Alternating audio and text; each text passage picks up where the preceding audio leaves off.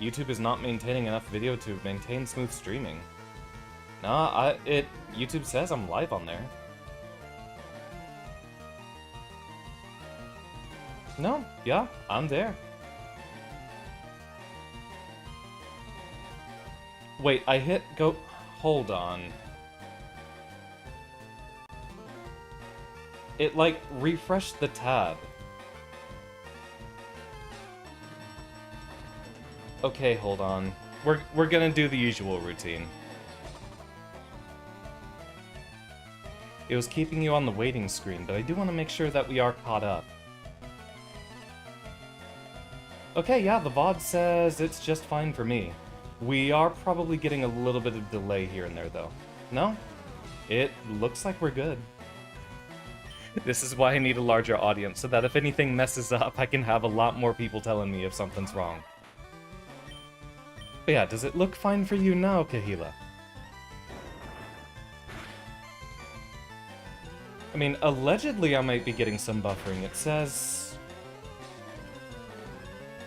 my kilobytes per second is a bit low on my end, but that has kind of been the standard ever since I messed with some settings. Alright.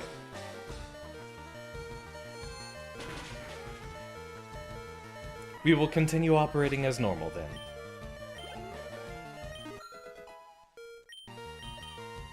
Yeah, it might be a good idea to find a slightly different multi-streaming setup. I do like what we have, but it seems like there's a couple of weird settings happening here and there. Also immediately thrown into the next battle, but we should be able to swap just fine.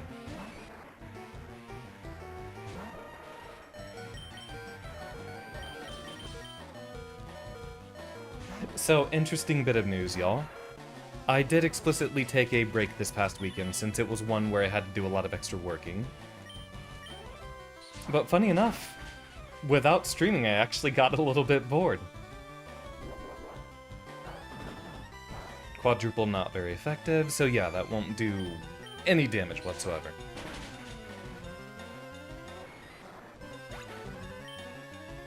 So perhaps I'll start fitting in more time to stream, maybe on my days off, if I don't have anything I'm immediately invested in.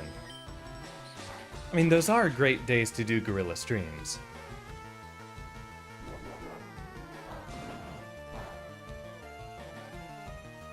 Yeah, Kahila, I think there might have just been a bit of a delay or buffering.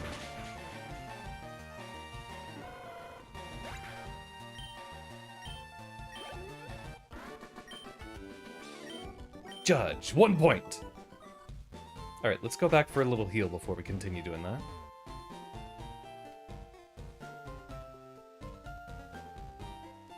Right, it wasn't there. Right, the Pokemon Center was... Okay, yeah, basically on the other side of the map.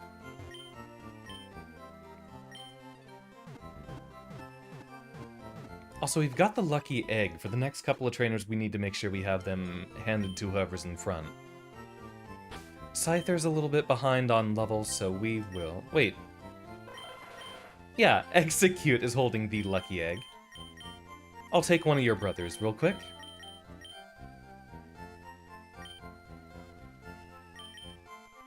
Yeah, I agree, Kahila. There is a very specific charm to a lot of how Kanto is designed that I feel just doesn't ever get replicated with the other ones.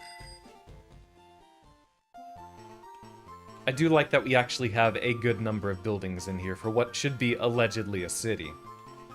Even though all of these scapes are going to be scaled down for the sake of it being a video game. It's funny how a lot of times there will be a city that only has 4 or 5 buildings in it. Hiya! I have no fear for anything tough. I shatter boulders for training every day. And overall, I like the layout of the Kanto region. It does feel like a majority of the cities here are pretty tightly packed together.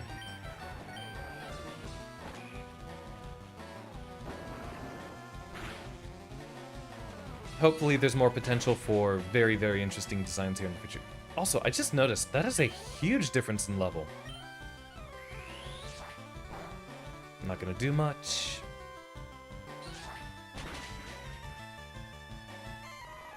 I don't know if Scyther's gonna be up to the task to a lot of the enemies that we have in here. But that's just what we're training for. Alright, healing items, healing items. Anything lighter? I think we do want to get our hands on a couple of, hyper potions. Alright, back on point, execute.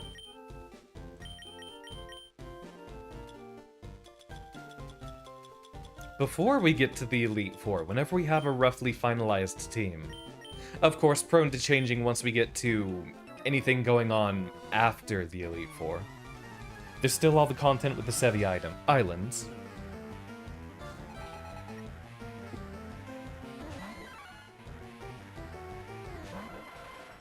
Execute and Scyther definitely need nicknames by then, if they're permanent members.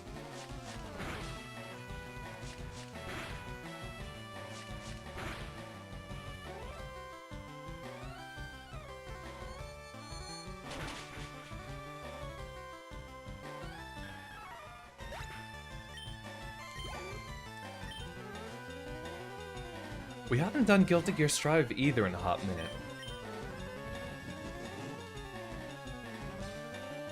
Season 2 is looking really exciting. I am hearing a lot about the problematic stuff going on with Happy Chaos. How apparently he's just got a nearly infinite block string that by the time it runs out, he's chipped off a third of your health. Just from you blocking it, even not getting hit.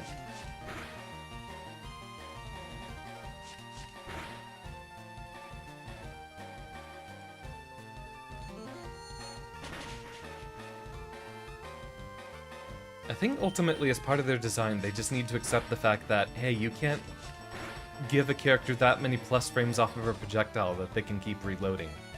Like, the entire reason Gold Lewis gets away with it is because he has it on like a 5 or 6 second cooldown. These people never touched a Tassifro game.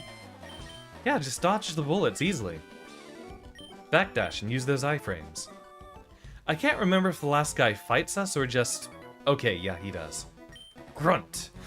Or, I guess that's the automatopoeia for I am the karate master. I'm the leader here. You wish to challenge us? Expect no mercy. Fwah! Now let's see how we end up working with any of this speed here. This could be a problem.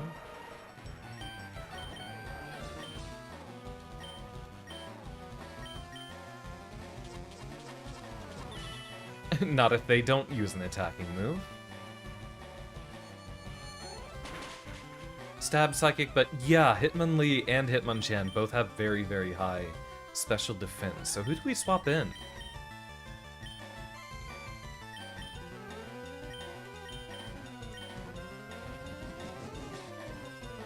Well, if he's still not going to use High Jump Kick or anything to attack... Did they have curated move lists for most of the mons in this game? I know for gym leaders and Elite Four members they'll do that, but it feels like a lot of the trainers you fight here and there just end up having whatever their mons would have from level ups at that area.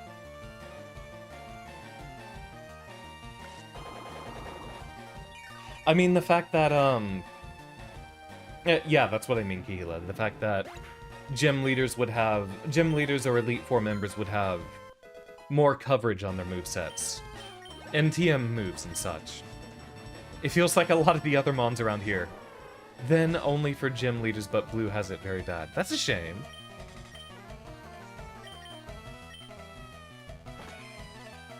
I know between Reflect, we don't have anything to fear here.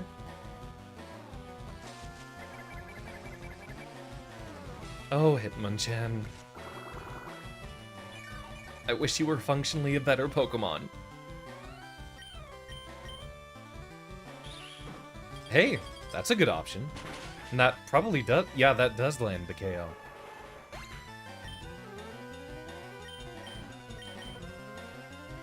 Blocky might seem like a bad idea, but we've got the closest level as well as... Ah, right when the Reflect wears off. Between a Psychic and one more round of Leech Seed, we should be able to get a KO here. Water gun Blastoise. Embarrassing. But FireRed does have all its charm.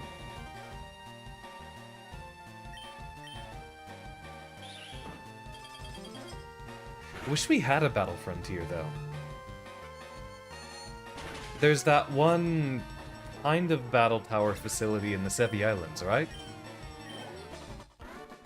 But for what I remember, it's a very, very short challenge. Indeed, I have lost, but I beseech you, do not take our emblem as your trophy. In return, I will give you a prized fighting Pokemon. Choose whichever one you like. And here is where I put up the poll for y'all. Though, I feel like we might only end up getting one person who has any bit of an opinion.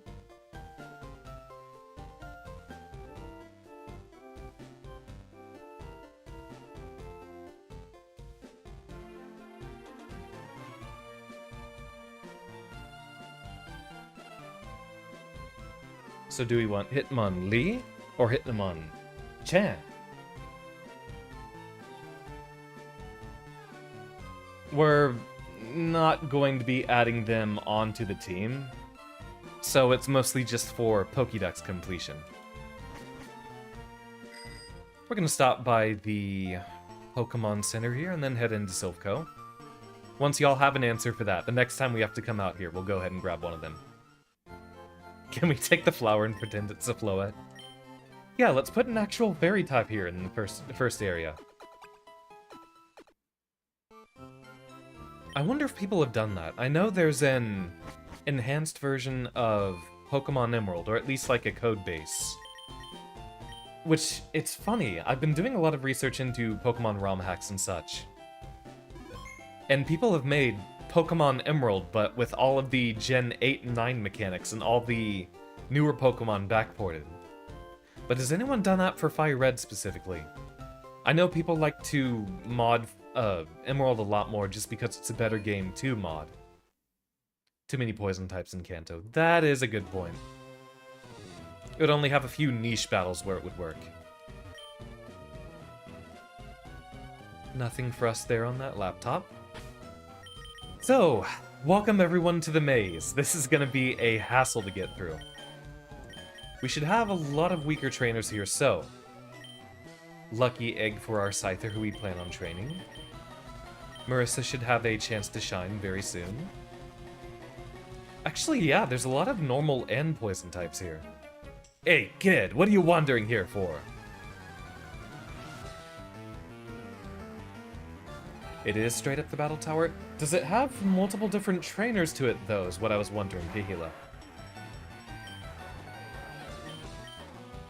It has been so long since I last played Kahila. No, I do not know the route. We're gonna try to battle for completion. Also, since we're gonna be in here a while... Yeah, especially having to deal with things like that. Let's head outside and grab a whole bunch of healing items. Big and small.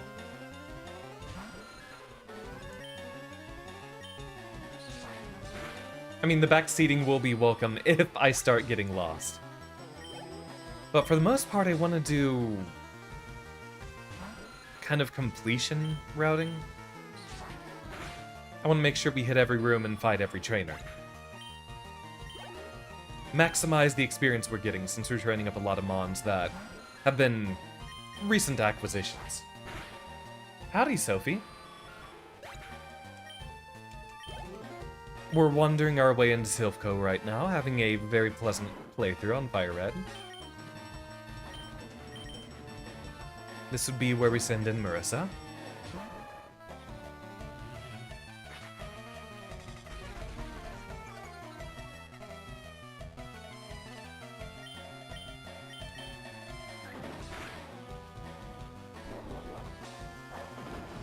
Huge damage.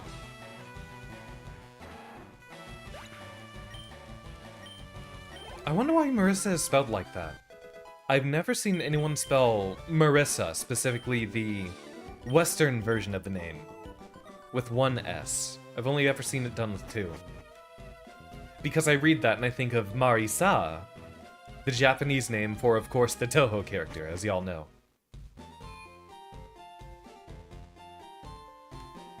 We're having a wonderful evening so far, Sophie. Pokemon FireRed is an old-time favorite of mine, and I'm happy to be playing through it again.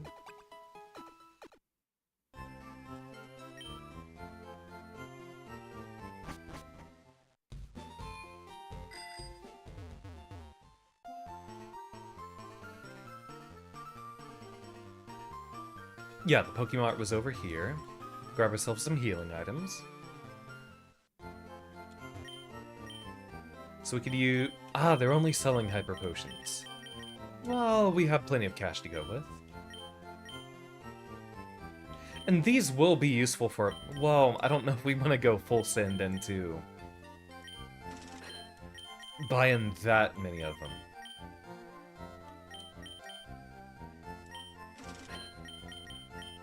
Because eventually we're going to want max potions, full restores, all of that. Who's holding the amulet coin? Should be Blocky, right? Yeah. I think money is something we want to grind for later, and then we focus on experience now.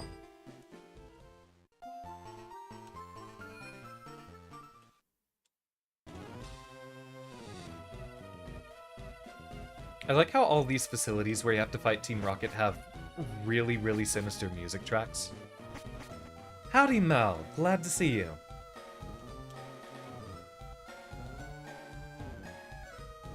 Yeah, more folks to fight over here. We're gonna deal with a lot of poison, a lot of normal types.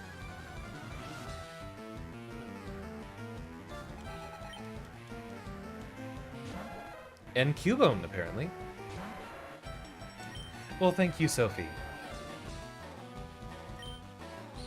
It's a model I commissioned, yeah, about... Yeah, it would have been 5.5 years ago, and it's the only model I've ever had for VTubing. And I thought it's been serving its purpose very well so far.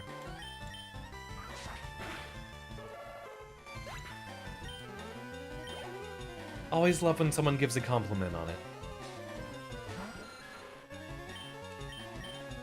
I hope my model artist is doing well. I occasionally see an update from him on social media. But he doesn't seem to be chatting too much.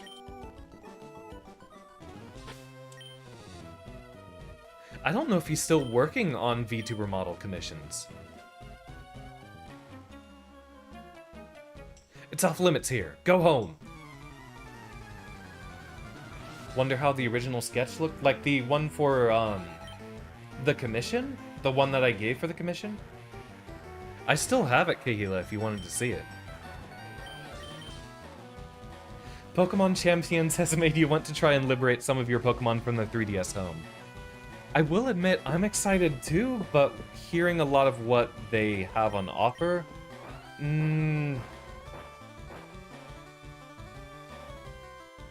I don't know that I'd be spending that much for a... Don't you have, like, only 30 Pokemon that you can hold? Occasional stream stutters. Is anyone else getting the same?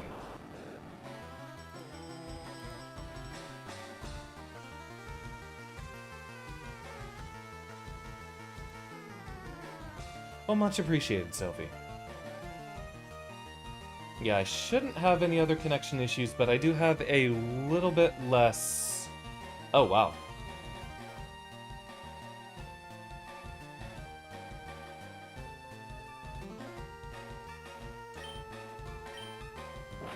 I am seeing a few times where some of the connection is dropping.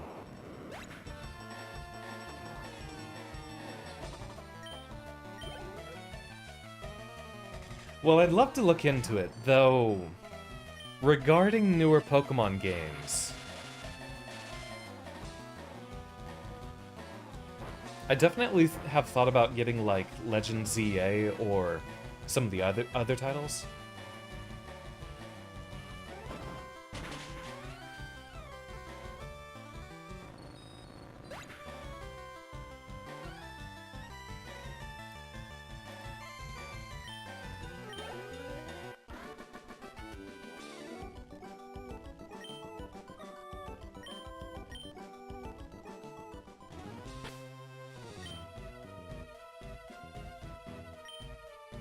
I need to actually see a lot more on what Pokemon Champion specifically does.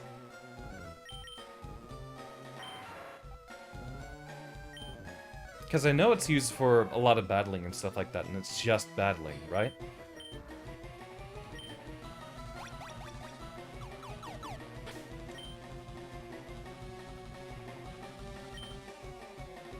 I suppose... Yeah, I don't know if I want to leave the paralysis on there. Because the Guts boost would be good, but... I think we're getting one-shots on just about everything anyway. You're causing us problems.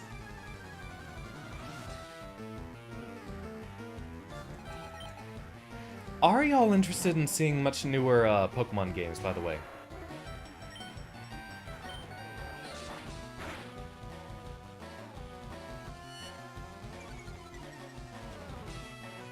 Last one we played was Arceus. 1v1 or 2v2 battle. Yeah, like, what I'm wondering is there anything I'm gonna get off of Champions that I'm not gonna get off of Showdown or something like that?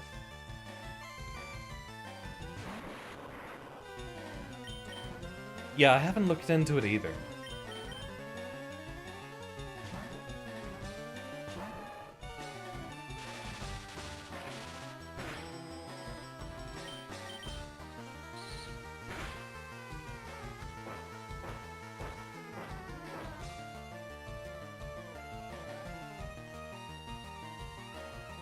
One of the other streamers you follow has been playing it a decent bit recently, which brought it to your attention. Yeah, one of my friends was talking about it all the time, which was one of the friends who I played a lot of competitive stuff again back in school. I'll swap into someone else who resists. We're not that far away from the Pokemon Center, though, either, so we can just go back and get healing there. If they pick it up, I probably will. It's only on Switch 2, though, right? Or is it also available on Switch 1?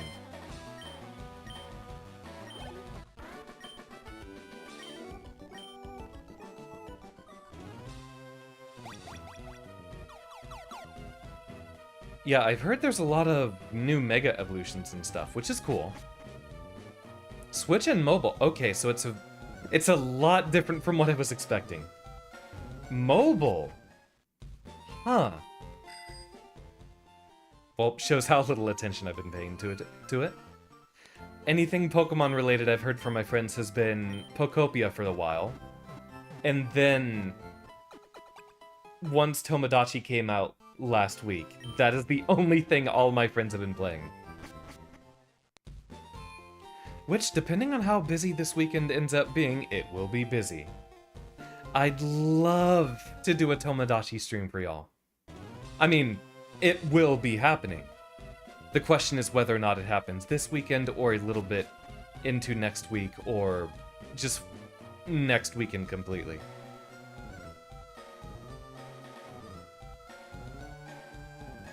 Unfortunately, my weekend coming up is extremely busy.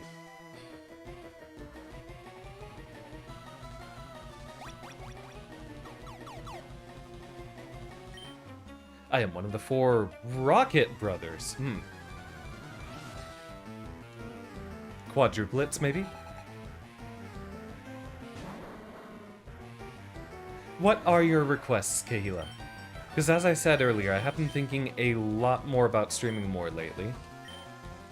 And by that I mean doing it on my days off. Because I did just get the very rare 2 days off in a row next to each other. Smokescreen means nothing when we're doing Aerial Ace.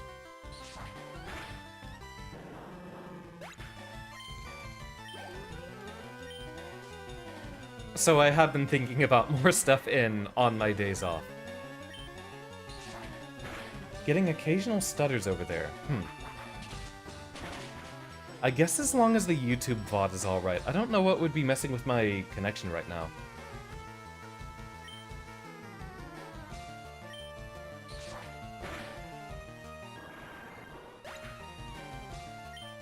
Soul bad guy and what's something truly evil? Are you talking about Mies to add in on Tomodachi specifically? Yeah, Soul Bad Guy will absolutely be on the island.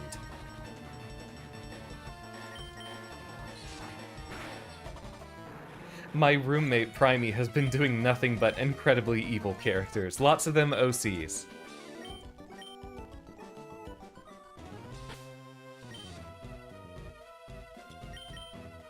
A little bit of healing for Scyther. Scyther's warming up to us. Good news. World of Horror. I don't think I'm familiar. Iron is good. Oh, we have 2 of them. Ah, we still have room to give in to Blocky. You know, who somehow will be able to take the iron.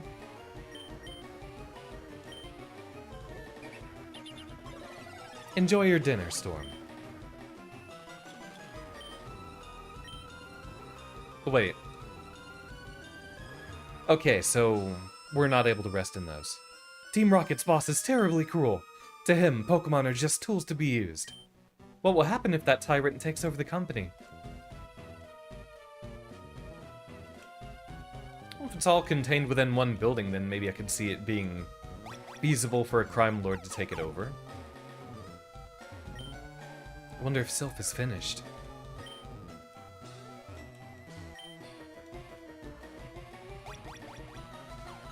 Always loved the FireRed tile set. I don't know why, the Hoenn tiles always struck me as being a little bit weird. Back here again. We're looking for a card key eventually. Wait, did we... Yeah, because this guy fought us. Oh, okay, so this just cycles us back around the second floor. In that case, we find whatever other floor we can begin from.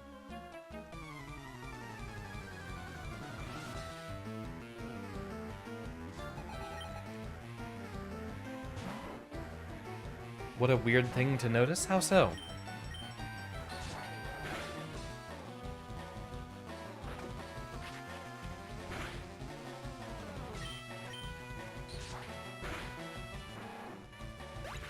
I wonder how you're supposed to differentiate between Hyper and Super Fang. Like, yeah, they both just have different names. Here's one of those times I wish Slash was just cut, or that cut was Slash functionally. Not really any need for that.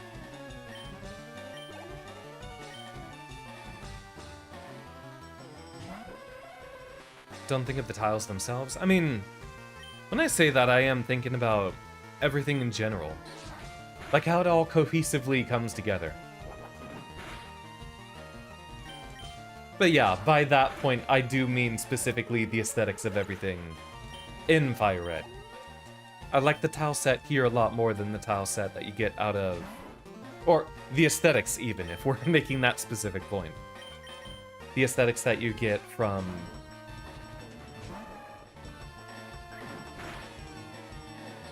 what we got in Hoenn. Even if, after replaying lately, I think I like Hoenn as a region a lot more than Kanto.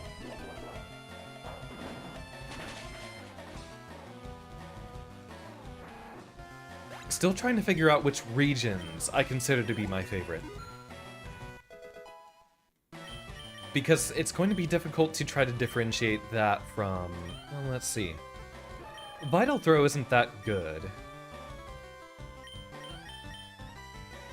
I think Revenge, on average, hitting for about 1.5 times that damage would be a lot better.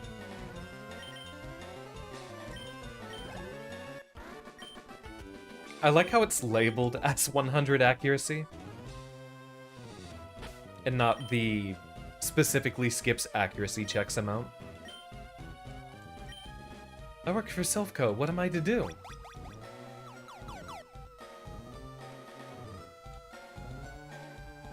Wait, that just looped us back around. What kind of engineer designs floors like this? Cool find. So it's a Gen 2 move? I'm not surprised, honestly.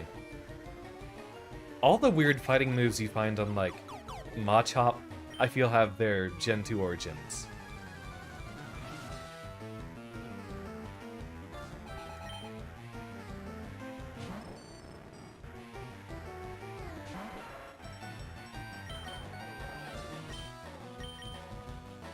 Like, Cross Chop is there. Is Revenge a Gen 3 or a Gen 2 move?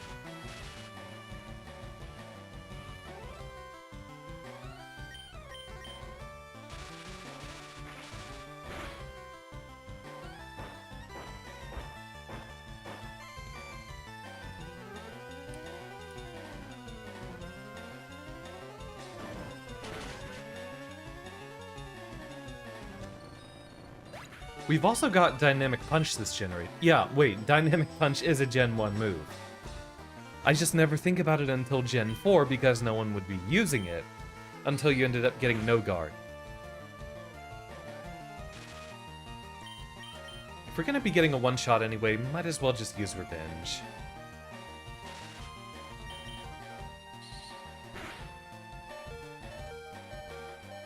Because we roll for paralysis on both turns of Dig. And that's what we want to avoid. Dynamic Punch is Gen 2. Wasn't it a TM in the first generation? Or am I remembering something wrong? Hold on, I'm doubting that. I gotta look that one up.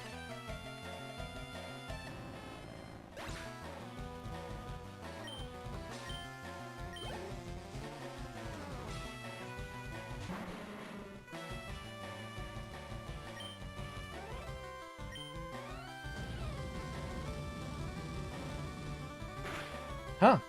It is Gen 2. Why do I feel like I remember it being a Gen 1 TM? Am I just thinking of Focus Punch instead? I might just be thinking of Focus Punch.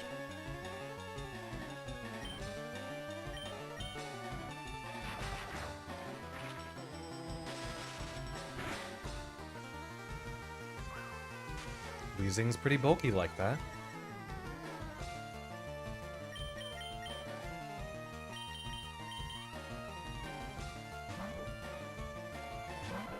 It's probably Focus Punch, because I'm remembering specifically TM1.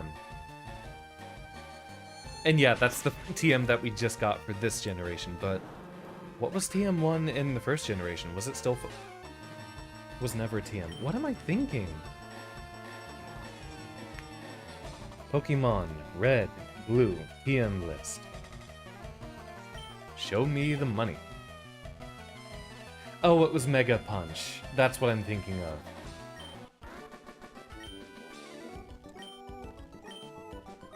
But maybe the punch was registering as Dynamic Punch and or Focus Punch in my head. Because I was thinking TM01 being a punch move. And here we have TM01 being Focus Punch, but back then it was Mega Punch. Trust me, Storm. I miss Mech Warrior 5 Mercs too. I miss it more than I can describe, but we're only about 3 weeks out from starting it again. At least for that first stream, and then I think we'll just go on ahead with something pretty lightweight.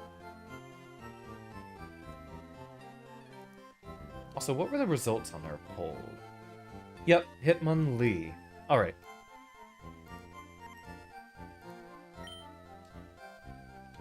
Like I mentioned, this most recent weekend, when I've been trying to vibe, I haven't been able to sit down and figure out what game to play. I've been doing a little bit of other Pokemon stuff. But that's not going to hold my attention perfectly. Pokemon is still a very... I don't know how I want to describe it.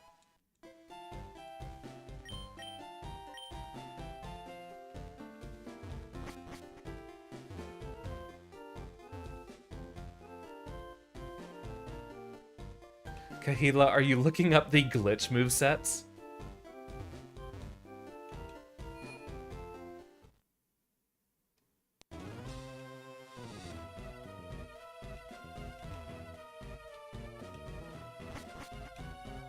Because the weird numbers there are sounding like a glitch move that you could get off of some weird circumstances in the first game.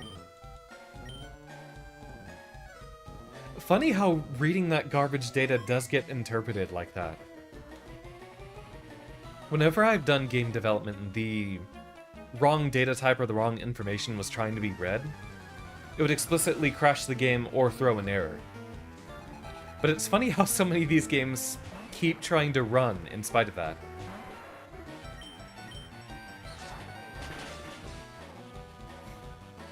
I like these kinds of games that you can end up getting very weird results by putting the wrong data in the wrong spots, and still having it be interpreted. Of course, a lot of that is because,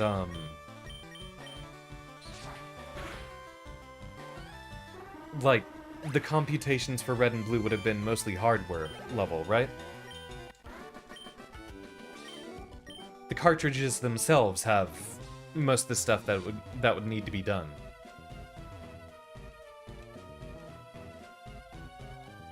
I don't know if they essentially just held memory, or if some of the computational stuff was on there too. Wah, I'm scared, she says. Because you'd have things like the batteries on Generation 2, right?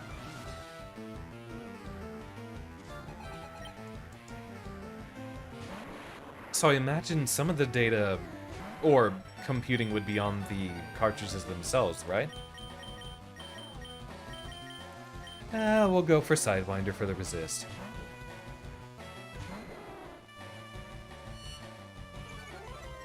It's so weird going back through Gen 3 while being used to the newer generation so much.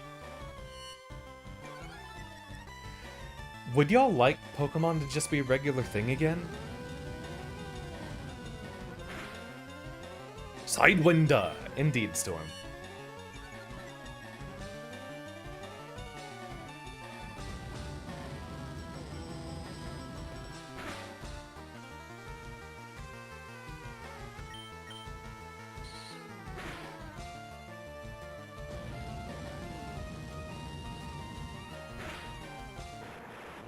Coded and assembly. Yeah, that does make sense, Kahila. I feel like we ended up getting a lot better dev tools around the mid-2000s. Coding and assembly is wild, though. Proud that they managed to make it work. That rotten president. Serves him right for shipping me off to the Dixie branch. That's why Team Rocket came after us, I'm sure of it.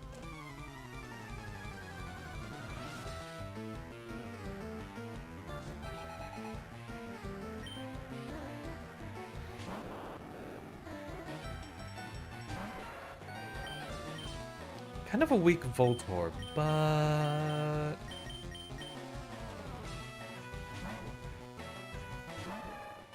I don't want self-destructing on one of our frailer Pokemon. Yeah, I've been having a lot of fun with Emerald lately, since I've been playing that a lot off-stream. Man, got to go to Russia. Well, I was not expecting the paralysis, but hoping... Ah, darn it! Specifically what I was hoping to avoid.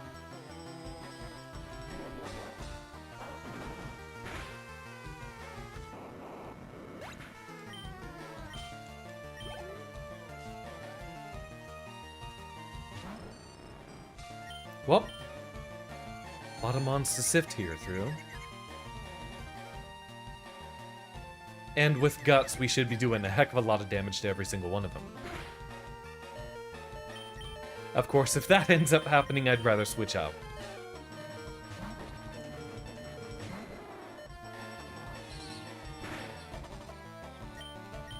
Yeah, I think... maybe this next coming week I'll try streaming some, or scheduling some streams for y'all on my days off. I mentioned I was specifically getting bored, and I think the biggest reason for that is for the longest time I've not been able to go back and play MechWarrior 5 Mercenaries, knowing that the new DLCs coming out will tear a lot of things up.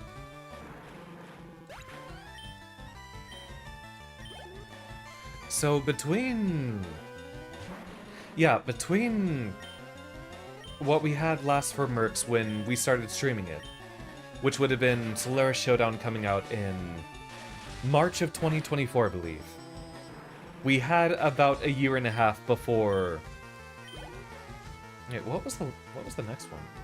Yeah, it would have been about a year and a half before Shadow of Kerensky came out. That was last August, September-ish. And then only about 7 or 8 months until the next one. So we had, essentially, almost doubled the time to experience MechWarrior 5 back when we had the previous DLCs out.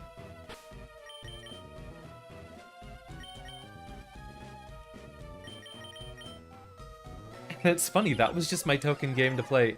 Oh hey, if I don't know what else I want to do, that would be a great thing to put in. That's a game you can let yourself lock in. It's a game you can play a little bit lazily if you go back to play some less difficult things.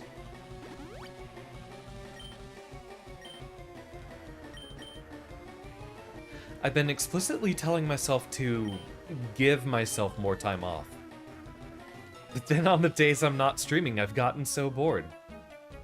You dare betray Team Rock? I'm not betraying them. I never really was on your side.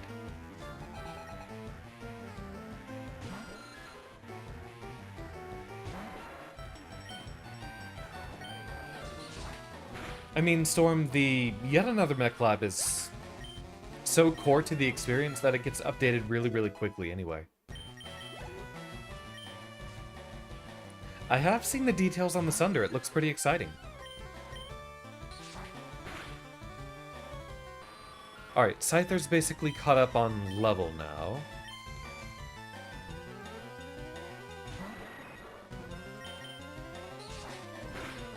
We can start sending in a few other mons. It's gonna hurt.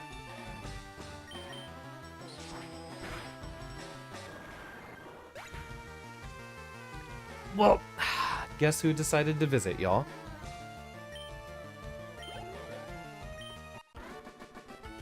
You know what this is making me think to do? Maybe on one of these afternoons coming up, one of like the weekend days that I get off. This upcoming weekend I'm working through, but I think it's like next Sunday I get off. I get that day that I'm not going... Cat, what are you... Cat stepping on the speed up button. Lay down, lay down.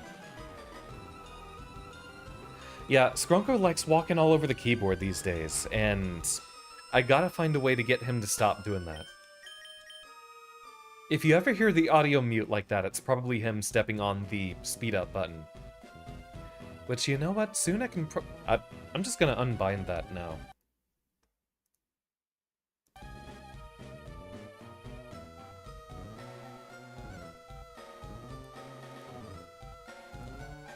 There we go. Team Rocket is trying to conquer the world with Pokemon. Which might happen eventually. There were other teams that got a lot closer to that goal, I'd say. They must have targeted Silph for our Pokemon products. Okay, seems like just a hangout in here. That man next to me, he's such a coward! Oh dear, help me, please! Another one of the 4 Rocket Pilots. So, 2 down. We can already consider him defeated.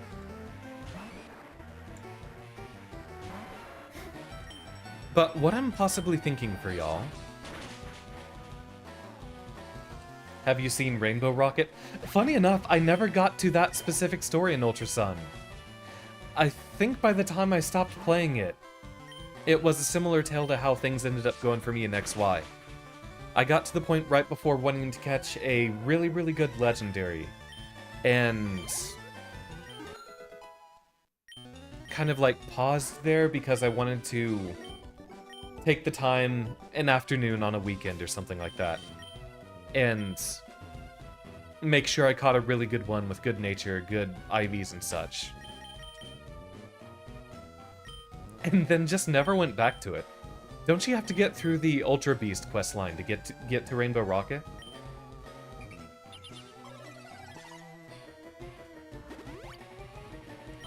So yeah, I do faintly remember their presence. But I never did that part of the questline.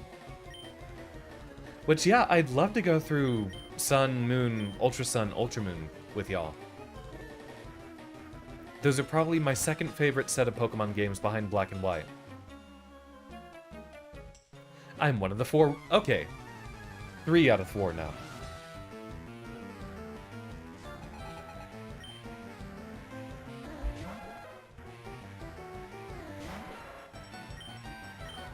But as I was saying, maybe take an earlier afternoon one of these weekend days. If I have it off and just want to end up playing through a Pokemon game, just stream that for y'all.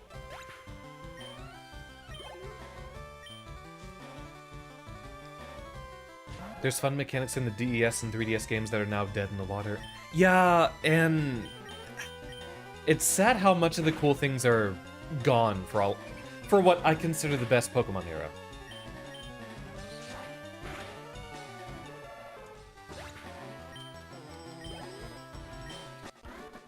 Is Glaceon even obtainable in Ultra Moon? I know we had the issue with the Grass and Ice evolutions not being possible in Heart Gold, Soul Silver, because they didn't have the rocks, but what did they do for the alternate evolution methods in the future games? After Gen 4, I was never really interested in grabbing either of them. So I don't even remember what the method was.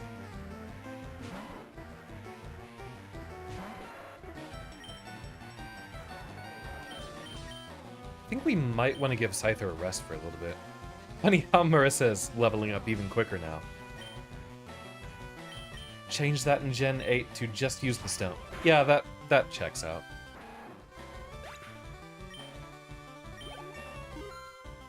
Okay, but changing that in Gen 8 won't change it for Ultra Moon, which was Gen 7.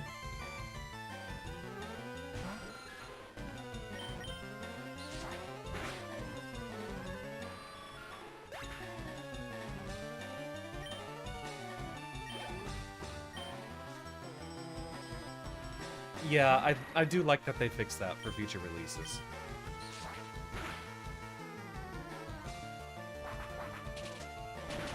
Hurts every time.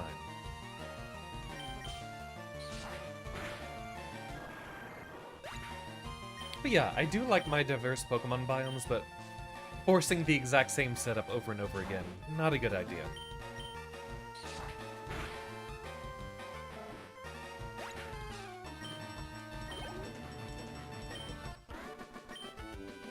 I do like it when we get to experiment specifically in what would be allowed for certain region's biome. Like how Hoenn is very obviously supposed to be very tropical. I'll let you take the back seat for a moment, Scyther. Execute, you get in front. But you still have a lot of variety with what you end up encountering in Hoenn.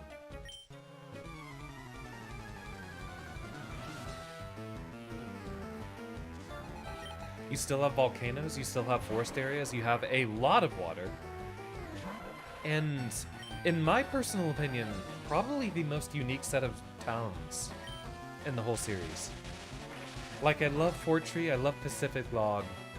Sutopolis is really cool. As well as Moss Deep having a space center. Lots of stuff.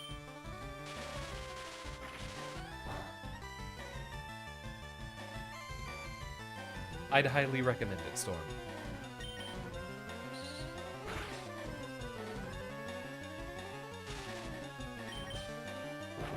Well, so much for Execute.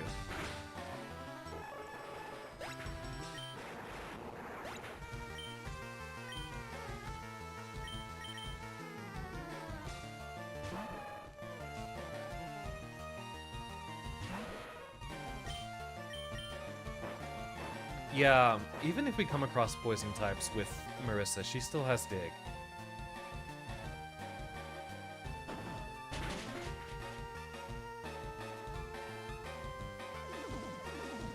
Ah, here we go again.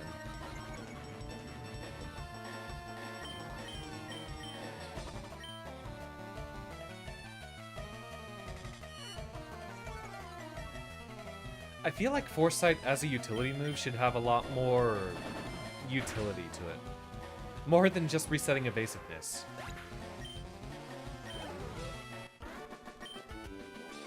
I'm done!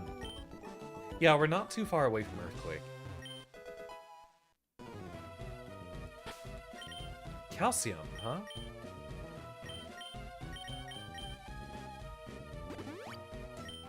We're only giving them to Blocky because it's very obvious what we want to build on Blocky.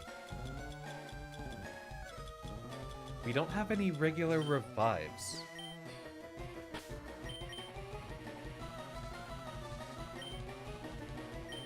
Sounds like you're just specifically looking for a Glaceon Storm? I think you could get one at a fairly reasonable pace if you were playing through Platinum.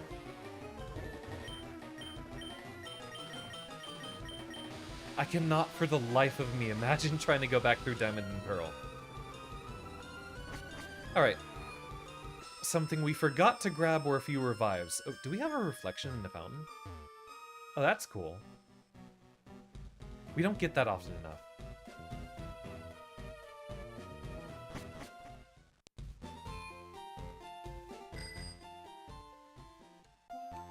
So we're going to grab some revives when we get back. Do a little bit of healing here. And continue taking on Silphco. But we're taking our first break here and we'll be right back.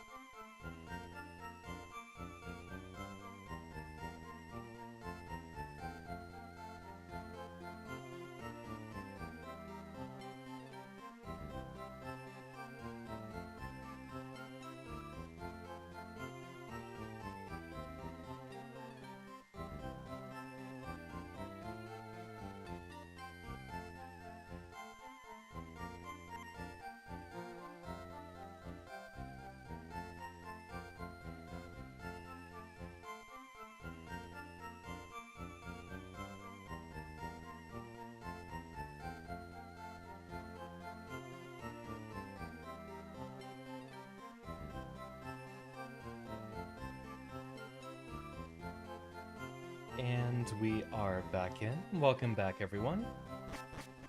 Before we forget, let's grab a few revives from the Pokemon Mart over here.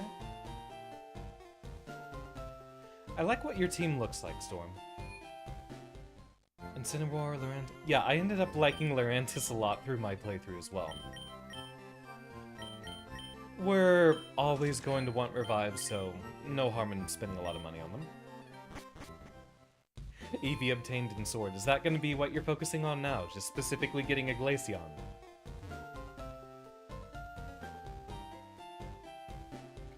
I like Lurantis. Lurantis is cute. I pretty much always try to have a good grass type on my team. Not that Lurantis is necessarily good, but it's one that I like a lot. I'm glad the elevator helps us get to where we need to go. I think we were on floor 7.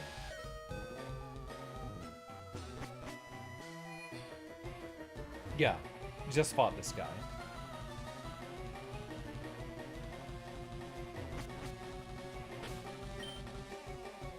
Yeah, execute still takes points. We'll probably put Sidewinder in front very soon.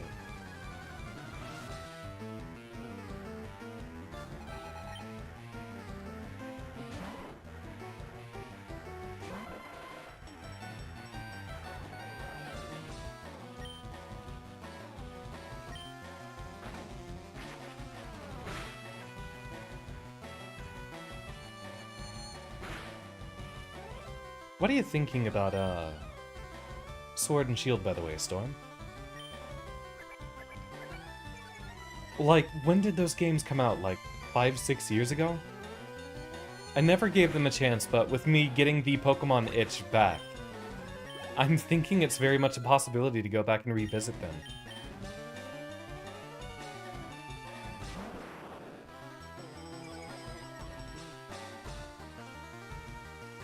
Well, I'm glad you do. And I've heard Scarlet and Violet are just better received than any previous games in the series.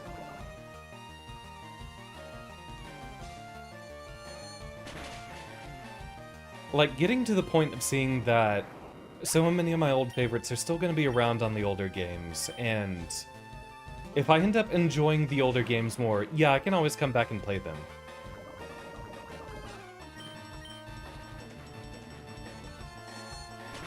And maybe I'm past the point where I get to develop that much of an attachment to...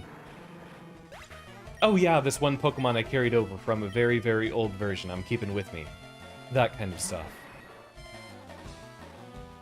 Especially since they've changed and removed so many mechanics. A lot of mons that I previously would have set up for, like me specifically doing the RNG manipulation to get a Hidden Power Ice Zapdos. They took out Hidden Power, didn't they? Of course, now they have Terrestrialization, which is like kind of giving everyone a good Hidden Power.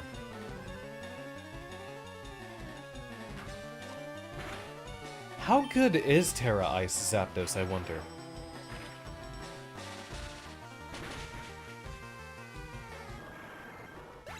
Yeah, plus we get a physical version of it now that isn't the weird physical special type stuff that we had in Generation 3. Which led to some interesting results. Like using Hidden Power fighting on a lot of Pokemon that couldn't learn a good fighting move.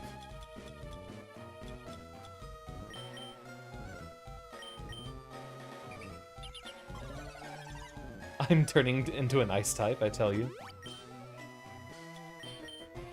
It's getting warmer here. I'm not going to be turning into an ice type for another 6 months or so.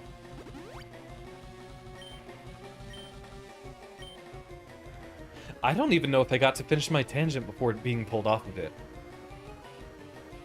But the tangent idea I had was... if I'm just taking a weekend day to idle around, why not just open up a stream for y'all? Like, we could do something way earlier in the afternoon rather than late at night, and see how that ends up working. You know, just have us a chill Saturday or Sunday afternoon. Aww. Well, thank you so much for popping back up with your streak restarting.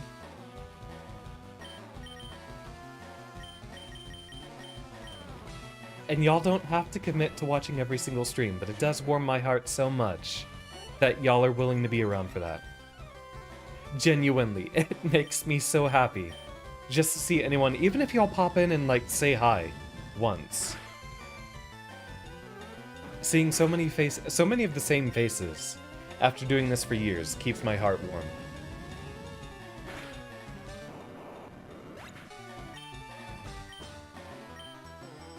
I don't know how I'm going to expand popularity with the channel at this point. A couple months ago, I was talking about doing other stuff like video essays and programming and all that, and I have been changing my trajectory a little bit. We fit in a few dev streams lately. I still don't know what I want to do for, like, any sort of video essay content like that. I think my strongest suit would just be doing more game dev streams for y'all, and then taking some really good clips and points from that.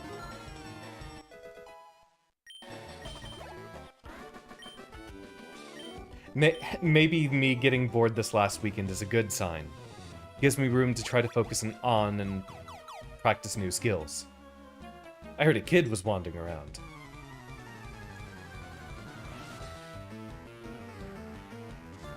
Yeah, getting shorts is the big thing. So I need to be a lot more clippable is the issue. I feel like, and y'all can give me whatever assessment y'all like on this. I feel like more often than not, I'm a bit more sleepy or mellow to where some of the best possible clips don't really happen often enough. But really all I need to do is just get... You know what? That's what I'll do.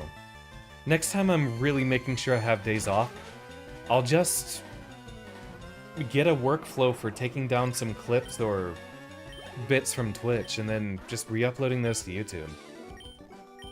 At the end of everything, I feel like I want to focus on YouTube more than Twitch. Yeah, that's another big part of it, Kahila.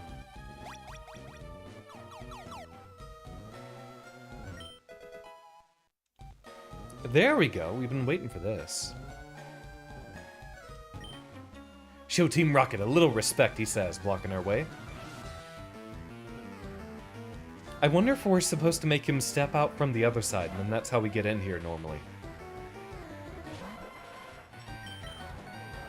That's what I'm wondering. What would be a super clippable game for us to play?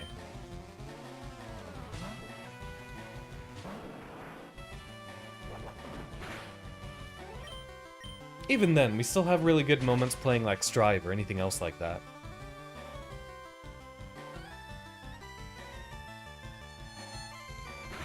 But I think one of the strongest potential suits is just doing little bits on programming or making something funny.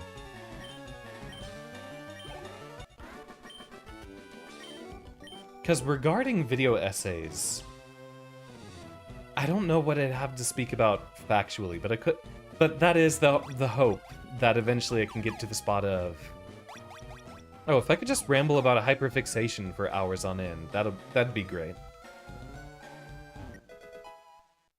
I want the vibe Big Yellow has. Here's my hyperfixation that's interesting enough to learn about. But, like, I don't have an interest in Gen 1 battling or things like that. So it'd be extra niche, like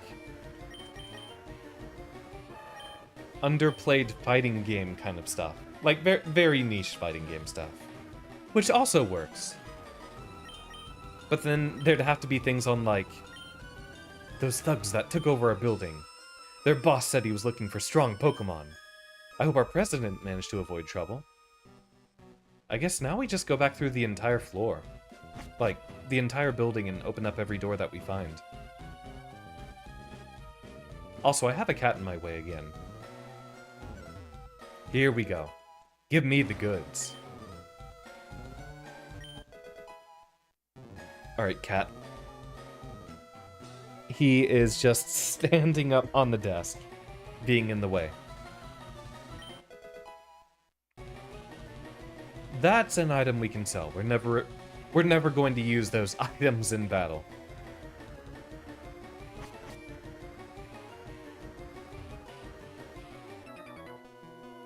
What? There shouldn't be any children here. Were you never interrupted from your work, my guy? What's a juggler doing out here looking for battles?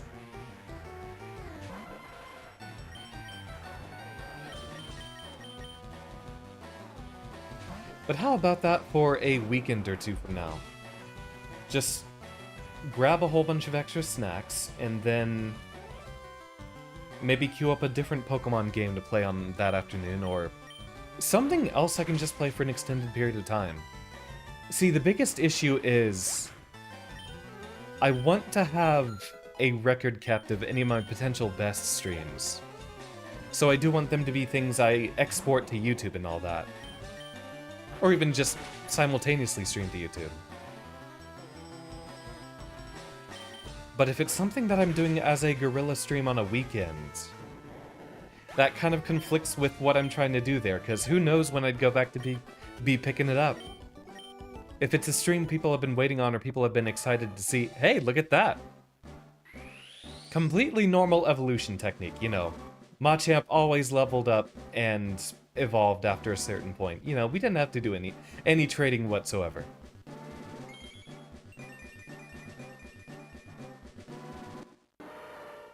Marissa has reached her final form.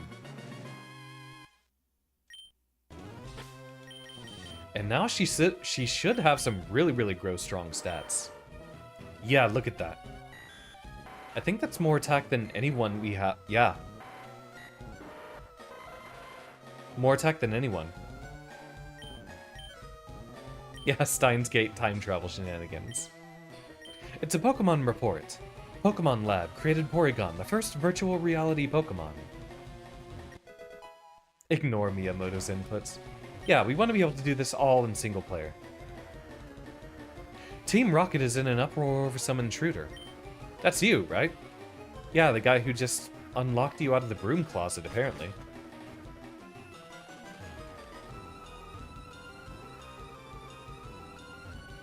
Steins Gate?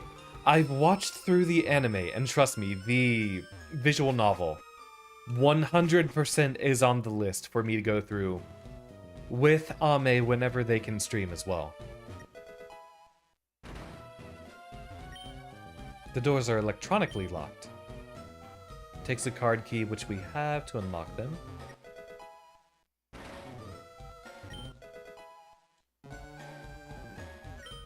Funny that that's deep in the corner here. Yeah, Steins Gate will absolutely happen. Shh! Can't you see that I'm hiding?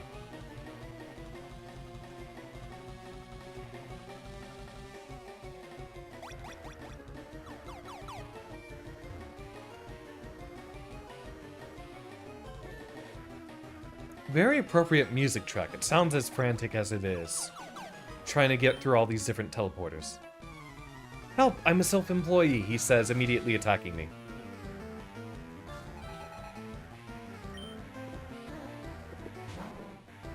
What's specifically the deal with Nitro Plus? I mean, I've seen the name in a whole bunch of different places, but I don't know what potential problem that presents. Just because I've barely ever played any Nitro Plus games. Is it prone to being handed around with... Oh, well, kind of creepy. Yeah. Yeah. From what little I know about Nitro Plus, yeah. Which, funny enough, most of what I know is related to Nitro Plus. I know through, what was it? Their little fighting game. Song of Silence. That's exactly what I'm thinking of, because there's a few of their characters in Nitro Plus Blasters, I believe is the name of it, right?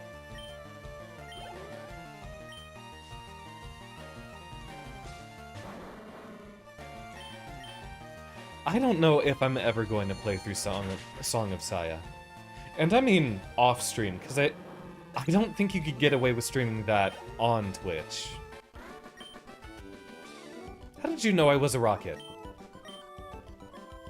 I mean, you attacked me, my guy.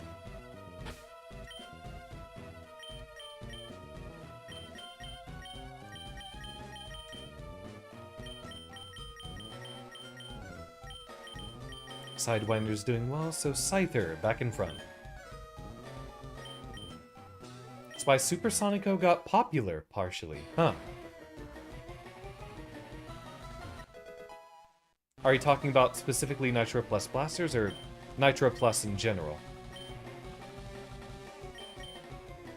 Thunderwave is nice, but no one on our team really needs it.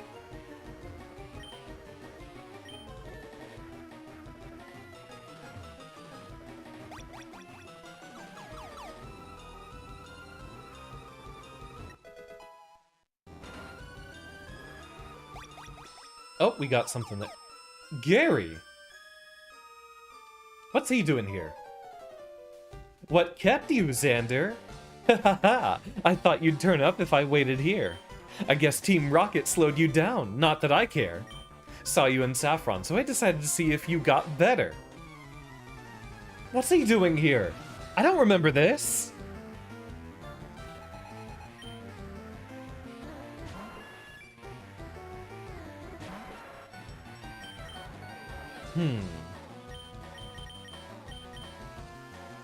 This is where Thunderwave would have been helpful. Pidgeot's not really all that scary.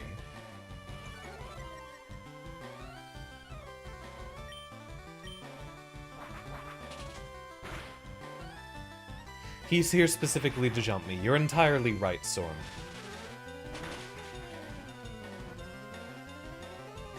Hey, nice.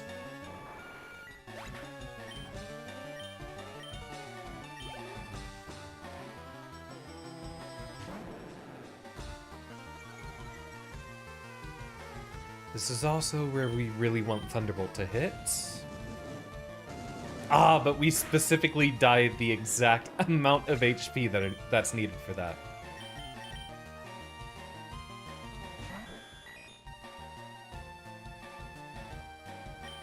Trace Intimidate and then it doesn't trigger. Noix de Coco? The French name? Okay, what does that mean?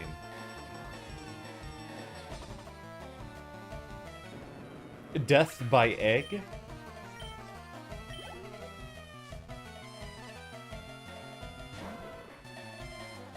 Coco's nuts? Not a bad idea.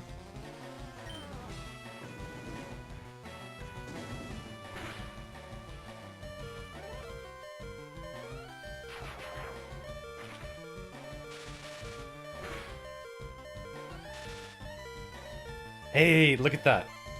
Now we get to recover spam to get our health back up.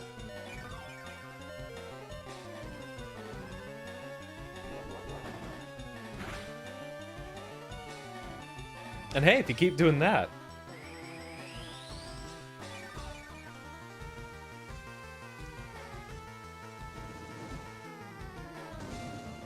But what do y'all think of the idea? Do I literally keep... I don't remember if I even finished this topic. I feel like I keep getting distracted from finishing it because, well, that's the usual Xander thing to happen. No, I did get to talking about it. Yeah, I could just grab a whole bunch of snacks and we end up doing a, kind of vibe afternoon on stream. Do that if I'm getting another 2 days off on a weekend. Just pretending Growlithe is a Dugtrio. What's the context specifically for that? Ooh, this could be a problem.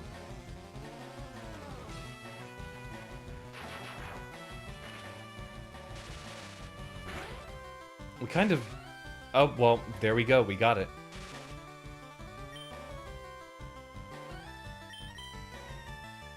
It's fine that we got one paralysis off.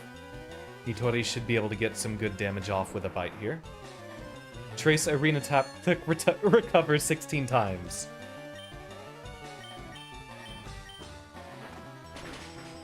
I like the shenanigans he can get into with Trace. Especially considering a lot of Pokemon end up getting abilities that make them immune to their own stab type. Like Flash Fire for a lot of fire Pokemon, or Volt Absorb, that kind of stuff.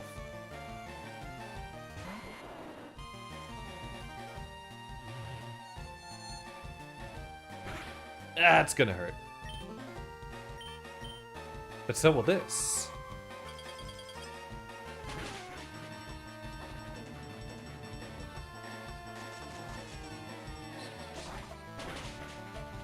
Probably KOs? Yeah.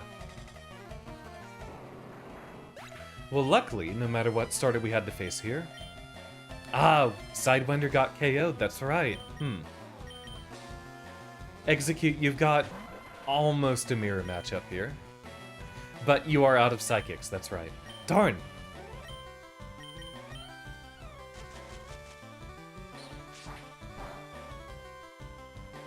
I guess Reflect just helps us against Takedown. And we can't Leech Seed either, because it doesn't work on, grass types, right? We should have gotten some healing first. Yeah.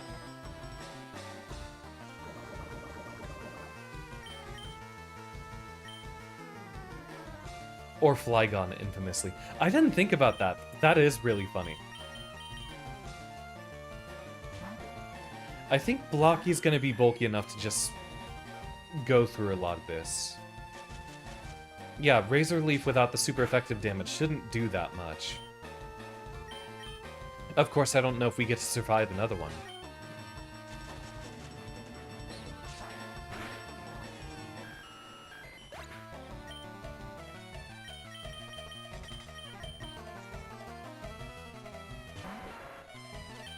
Not a fair fight, Gary.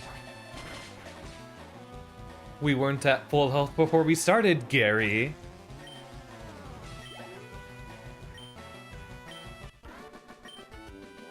Oh man, so you are ready for Boss Rocket. He looks so nonchalant here. Whoa, Xander, I'm moving on up and ahead. By checking my Pokédex, I'm starting to see what's strong and how they evolve. Am I a genius or what? I'm going to the Pokemon League to boot out the Elite Four. I'll become the world's most powerful trainer. Xander, well, good luck to you. Don't sweat it. Smell ya.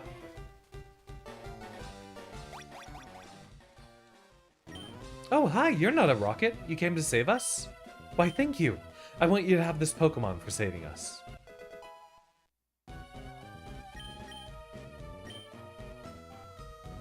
It's Lapras. It's a very intelligent Pokemon. We kept it in our lab, but it will be much better off with you. I think you will be a good trainer for Lapras. It's a good swimmer. It'll give you a lift across water. Kind of crazy you don't question why he's hanging out in the space waiting around. That's what we questioned right before we fought him.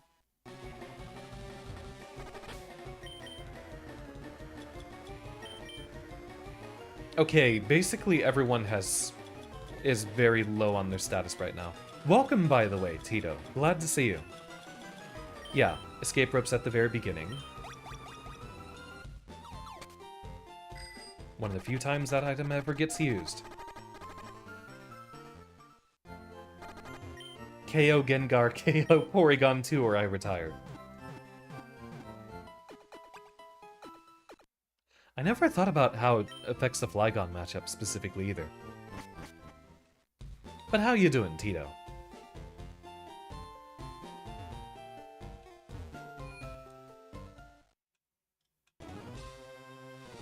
I don't even remember what floor we were on. Might as well just check every one to see which ones we haven't bought the trainers or opened the doors on. I feel like the president would be up here, but do we... Halt, do you have an appointment with my boss? Okay, so maybe this is the right route.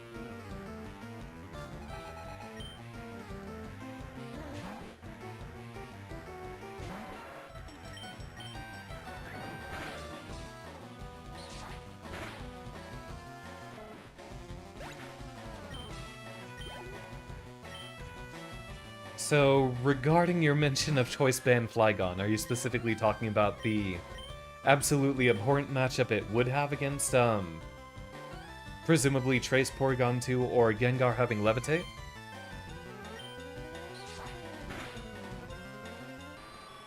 Hey, we're streaming very often, Tito. Even got a Silk Song on the list right now.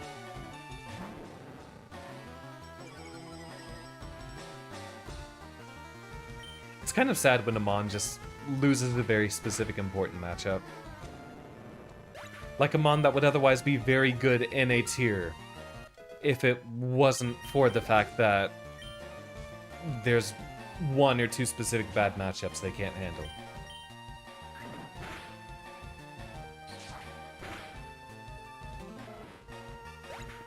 I keep forgetting about Gen 3 Ice Punch on Gengar. Maybe we could do some Showdown streams. I want to experiment with what's going on in Gen 3. Because it's a very unique metagame for what I hear. Yeah, just about everyone's caught up on level. Marissa's even gotten ahead. Let's trade around who's holding what. Turns out siphoning half the experience from every single battle will end up putting you in first place.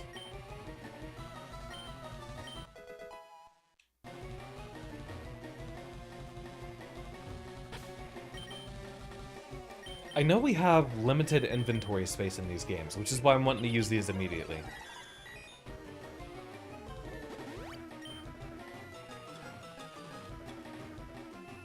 What level do you want for the eggs? We want them to learn Sleep Powder, which I think is level 37. Enough of your silly game. Yeah, we still have trainers around here. I feel like we're almost getting to the actual fight, but I want to make sure we get every trainer and every item in here as possible. Thank you for the hydrate, Usagi.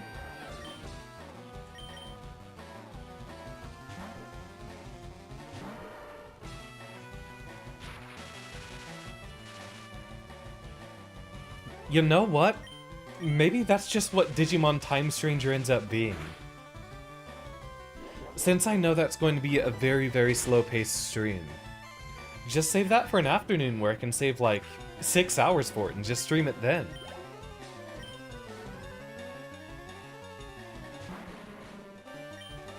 You have Levitate.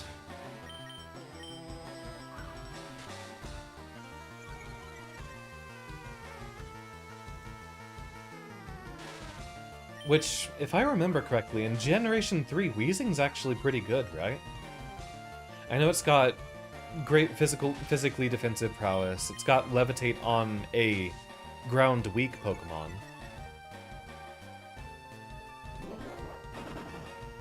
It's better KO. There we go.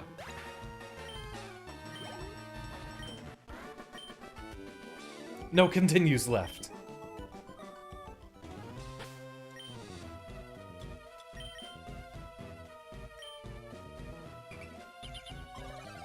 Resists fighting and bug, which comes up. Yeah.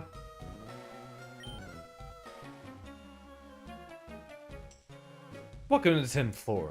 So good of you to join me. Did we ever fight the 4th Rocket Brother?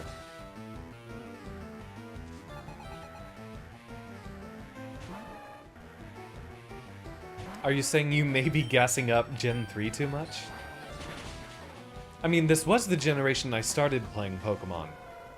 And a lot of the favorites that I have this generation are still very viable this generation. Like, I'm a huge Zapdos and Metagross fan, and what do you know?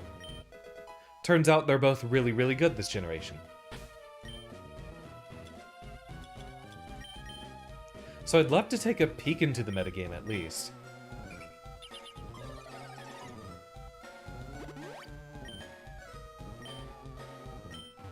I mean, that's what ends up happening just naturally, Kahila, once you love something so much.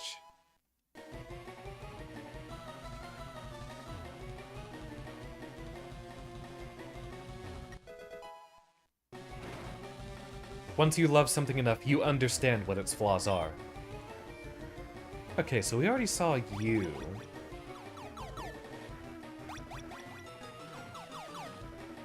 Baton Pass gets banned every generation. Luckily for me, I've never been interested in Baton Pass teams in competitive. I like doing them a lot in the single-player experiences. Oh, we had both sides of this one locked, but I don't think that did anything for us. Ninjask is dead. Aww! I like Ninjask. That is one of my absolute favorite Gen 3 Pokemon. That's a shame.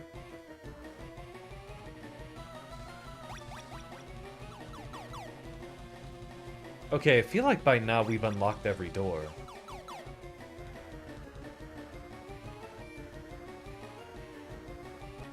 Oh, no we have not. There we go, there's the final Rocket Brother. But yeah, but Ninjask without baton passing speed boost. Does he get to do anything else? You can still do Choice Band Ninja. Okay.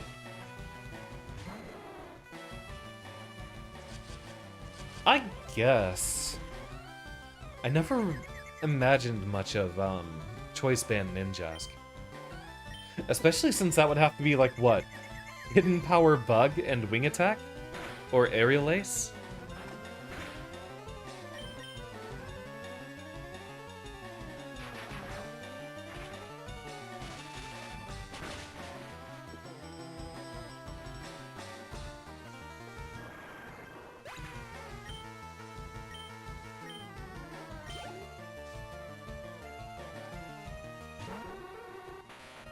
Silverwind. Now that's a strategy.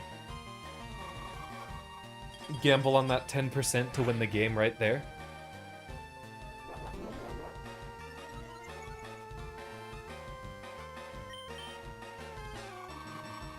Has there ever been like a Serene Grace Ominous Wind abuser that's actually worked? Ominous Wind, Silverwind, or Ancient Power, I think is the last one.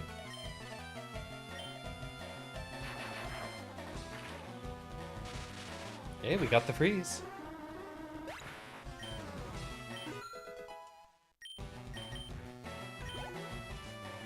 Checks defensive T-Tar, huh. I assume you meant Tyranitar. Oh, wait, Dragon Dance Tyranitar? Okay, that's interesting. Because you'll be going faster every single turn as well, right?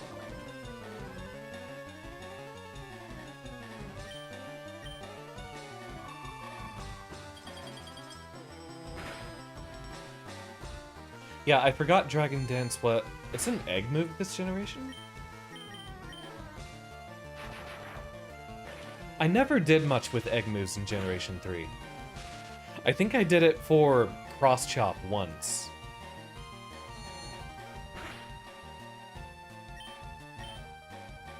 Huh, that's funny. I guess I do have a lot to learn about Gen 3 shenanigans. War, brothers, I lost.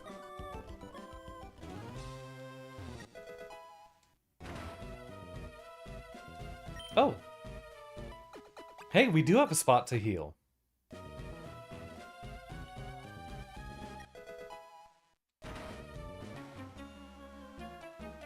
Noticing us from off-screen. Your Pokemon seem to adore you, kid.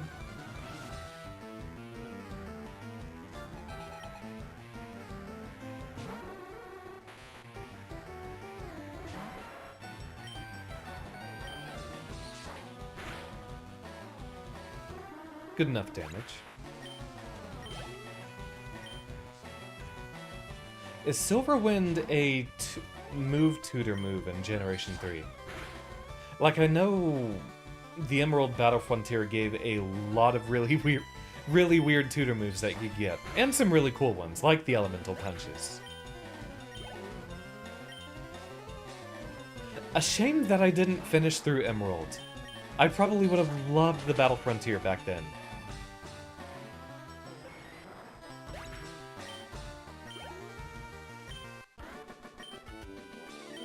Well, they made it easier over time, Tito, so it became a lot more accessible.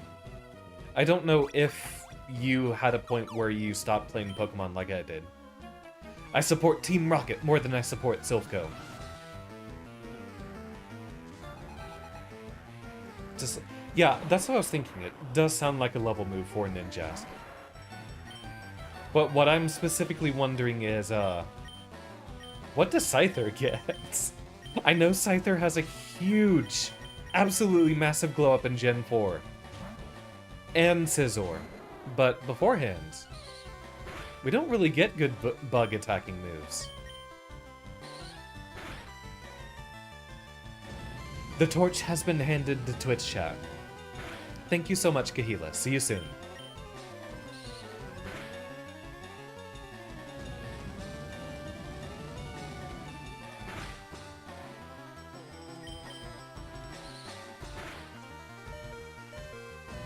Yeah, all the extra stuff on the Battle Frontier. At some point, we will go through Heart Gold, Soul Silver, which I am excited for. I do want to do a lot of the extra battle facilities there, too.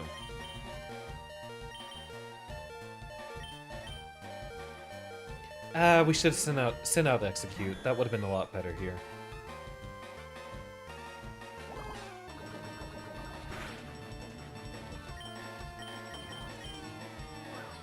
I don't know when we'll get to playing Pokemon Emerald.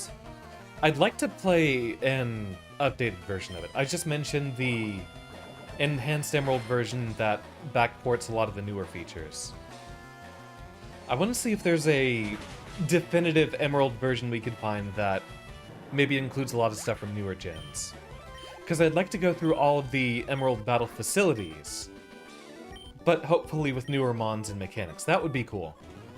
I don't know if /when will be doing complete base game Emerald. Especially because once we're done with FireRed, the plan is to do Tohomon Purple next. Which is Emerald, but Tohomon.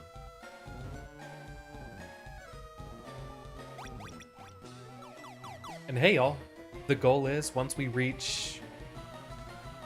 How the heck are we getting up to the President from here? Yeah, I think this is the route.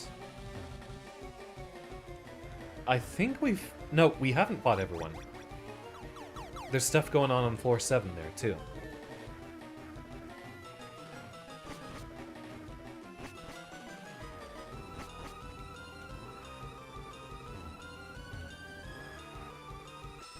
For the 750 follower or subscriber or whatever celebration. That's when we go through with Touhou Puppet Dance Performance, which is one of the streams I'm most absolutely excited for. A child intruder. That must be you.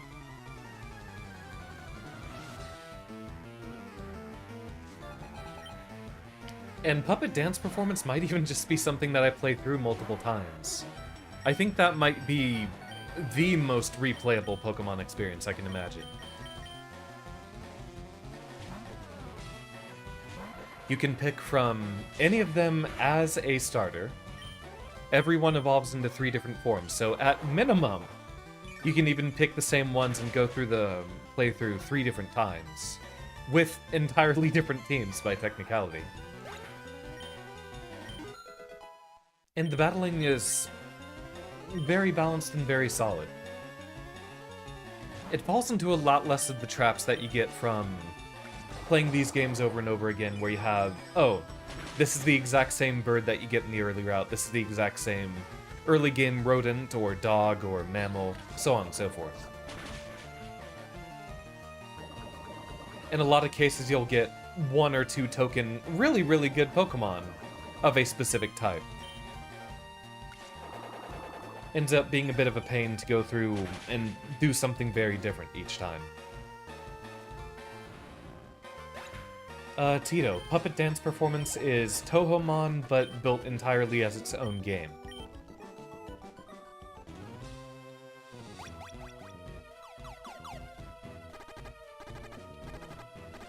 I think the healing was over here. Ah!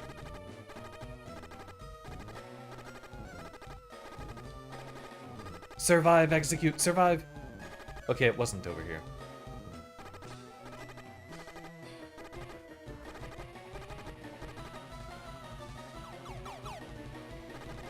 So essentially, think a Pokemon experience like this, but with little Toho puppets. It's called Puppet Dance Performance. Because the mons that you're capturing, they're not Tohos, they're little enchanted puppets that resemble the Toho characters.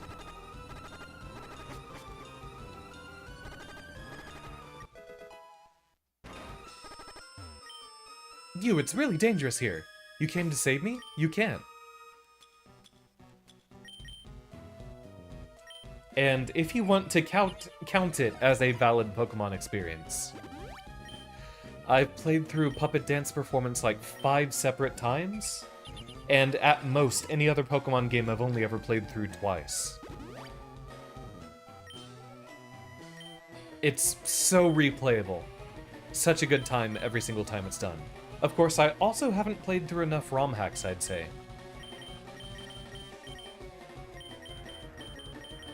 Let's put Sidewinder on point. So that's what I do want to see, is if there's more super definitive ROM hacks of this generation that lets us... It'd be bad if Pokemon took over Silphco. I want to see if there's a definitive, like, Gen 3 ROM hack, which ends up being super popular and can bring back a whole bunch of stuff from future generations. It might even just be base Enhanced Emerald, but we'll see if someone's done a far fancier version of it. One of my friends is going through a Pokemon ROM hack right now, which is supposed to be after Ruby, Sapphire, and Emerald. A few years afterwards, the climate has changed quite a bit. A lot of circumstances are different. Here we are, just here again. What floor are we trying to get to? I thought it was 5 that had the elevator, or the warp pad that we were looking for. We literally just saw these guys. Here we go. Still another card key spot we haven't used. Though we have used the teleporter here before. Wait. Just puts me on the other side there. Horribly designed building.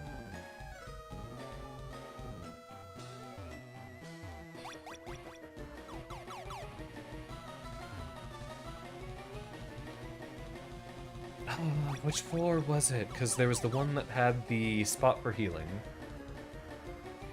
And that feels pretty conspicuously placed right before we actually get to the boss fight. Howdy, Bella! How are y'all doing? Welcome, everyone. Welcome. What were y'all up to? It's Tuesday. Were y'all doing Terraria? Or, wait, hold on. I think it was Core Keeper. Tell me about your experience. But howdy, Bella. Delighted to see you. How you doing? Those of y'all popping in for the first time, my name is Xander Turing. I am a scientist professor VTuber, a good friend of Bella's here. Yeah, I think this is the right route. Ah, we are getting close. Stop right there. Don't you move.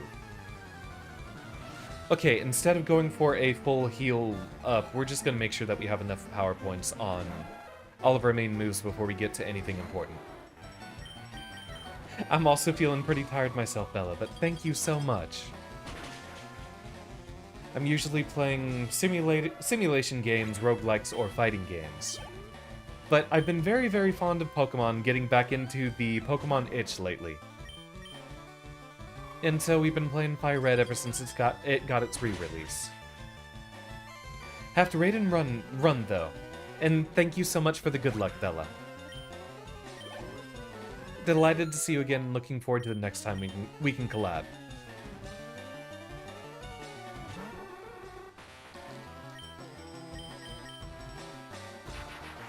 But sit down, relax if the rest of y'all have things y'all need to be doing.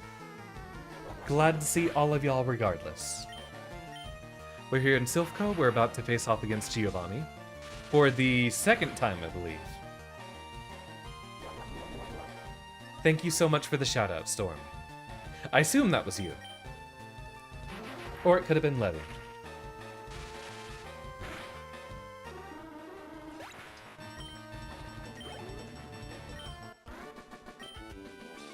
Don't. Please. So, you want to see my boss? Suppose that's what we're here for. Alright, heal up, everyone. I don't think Sidewinder's gonna need that much healing. We have rest, shed skin shenanigans to rely on, so I think we'll be just fine. Ah, Xander. So we meet again. The President and I are discussing a vital business proposition. Keep your nose out of grown-up matters, or experience a world of pain. Do they have to specifically walk up to you? I imagine he could throw out his Pokemon right then and there. You are not a ground type yet.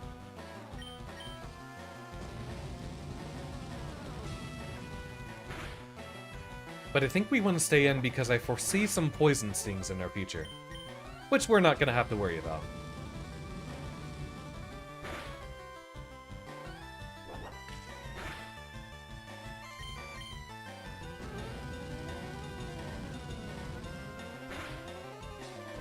Just short of KO range, we probably get... Okay, please don't KO. He probably uses a healing item here. Or not. But if he's not doing that much damage, then we should be just fine.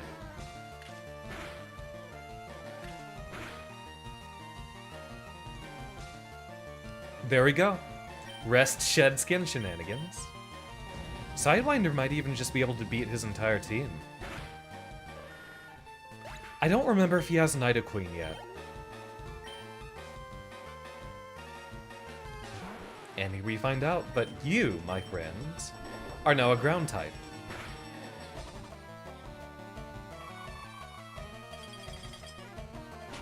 Huge damage? Or not huge enough, apparently. Wow.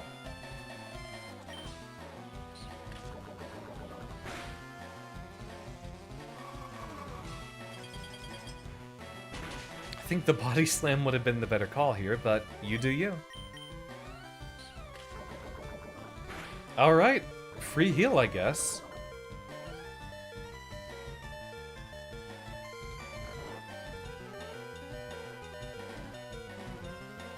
And shed skin? No.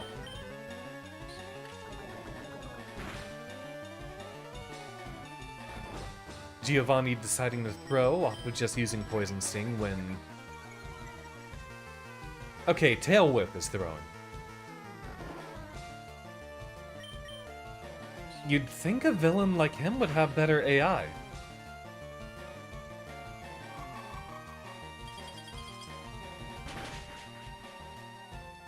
Almost. We are running out of ice beams.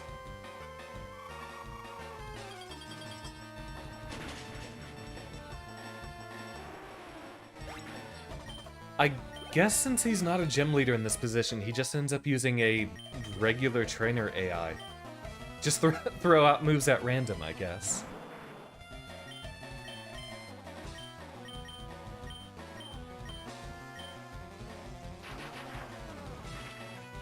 Now, a Body Slam or a Dizzy Punch here would hurt.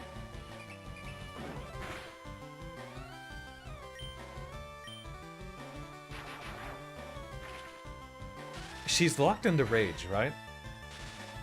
I can't remember if that was how it went in this generation. Oh, still moves just at random.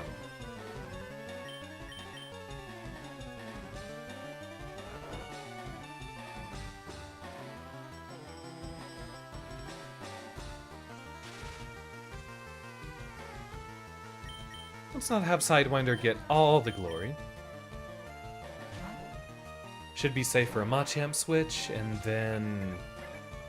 I don't remember what he has last on his team. There we go, now for some damage.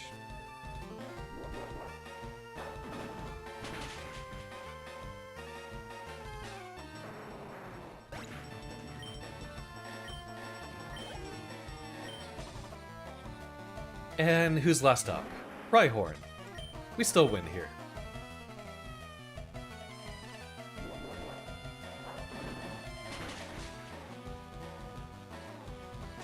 Perfect.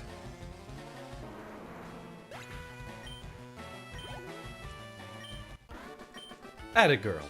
Arr, lost again. Blast it all.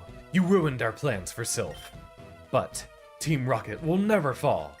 Xander, never forget that all Pokemon exist for Team Rocket. I must go, but I shall return. Oh, dear boy. Thank you for saving Silph. I will never forget you saved us in our moment of peril. I have to thank you in some way. Because I am rich, I can give you anything. Here, maybe this will do. And a Master Ball, and I know just who we're using that on. You can't buy that anywhere. It's our secret prototype Master Ball. It will catch any Pokemon without fail. You should be quiet about using it, though. I mean, I'll gladly take multiples of those if you're willing to part with them. Rather than walk our way out of here. It's not like we're ever going to buy an escape rope. Just swoosh our way out immediately. Alright, we are a little bit short before our next break, but we'll go ahead and take our break a little bit early here. And I believe our next milestone is the Saffron Gem. We take that, and then we head on our way down to Seafoam Islands. Alright, see y'all in just a moment.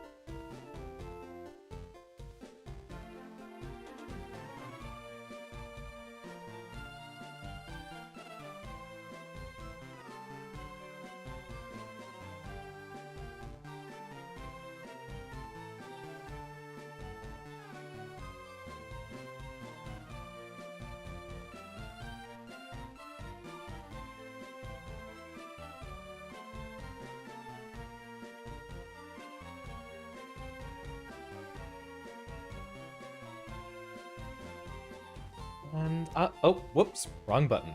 Wrong scene. And I'm back. Welcome back, Aiden. Glad to see you again. Yeah, we're doing great. We just got through Silphs up here in Saffron City, which means now we're in the spot to take on the gym, and I think... let's see. We don't have anyone who specifically defeats psychic types in general. All we really have to go off is Blastoise knowing Bite. We'll just go in with whoever and see what ends up working. Yo, champ in the making! Sabrina's Pokemon use Psychic power instead of Force. Fighting Pokemon are especially weak against Psychic Pokemon. They'll get destroyed before they can even aim a punch. So Marissa will not be of much help in this gym, but that'll be fine. Basically, everyone else on our team just kicks enough butt. But how you doing, Aiden? Pokemon is on our agenda for tonight, and then Silk Song comes back around on Friday. This week's gonna be pretty unusual. The schedule's changed around, and we also have a friend's birthday party that we're gonna be celebrating this week, so I only have enough time for 2 guaranteed streams this week. But I'll see if I can fit in something on the weekend.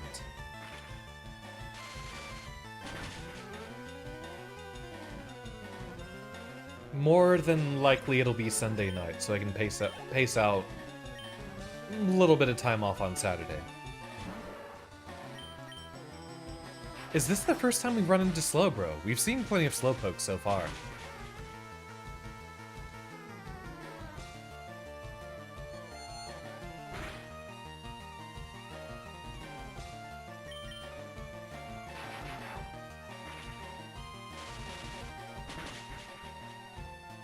Shouldn't be that bad.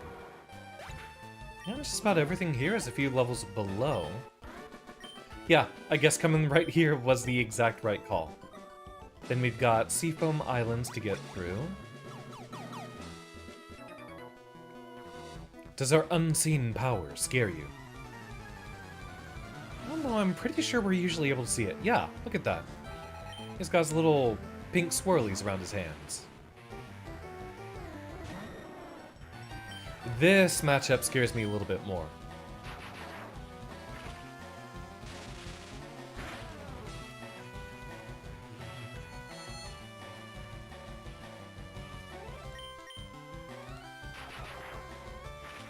Pretty cool. Have you watched a lot of speedruns of Gen 3? I know you have encyclopedic knowledge of a lot of things, Kahila. Oh, we still get a battle going, so the future sight hits here.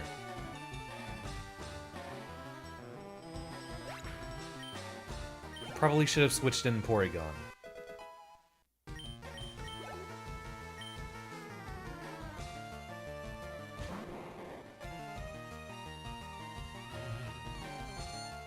Survive? Oh, it's not that strong this generation. Only 90. It's not 120 power like it is in a lot of future generations. Just ended up playing it a lot. Okay. So show of hands in the chat, are y'all frequent Pokemon game replayers? Because usually I grow so attached to my team and experience the first time I play it that I don't usually go back through and play them again. Any of the times that I've played through a Pokemon game the second time around or so, it's been on stream for y'all. Well, it's like that with Platinum. It's like that with FireRed here. This is only my second playthrough of this game ever. And there we go, Sleep Powder, just in time.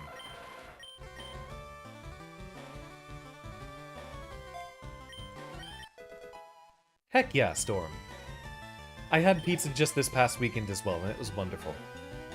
I think they forgot something on my order, though. Because that pizza wasn't nearly as spicy enough as I ordered it being. Yeah, 90 base power is still pretty strong.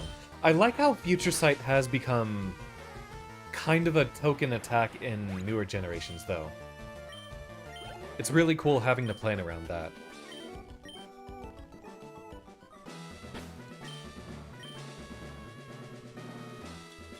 Frozen pizza from the supermarket is better than nothing, I'd say. Really, we got channelers in here, too.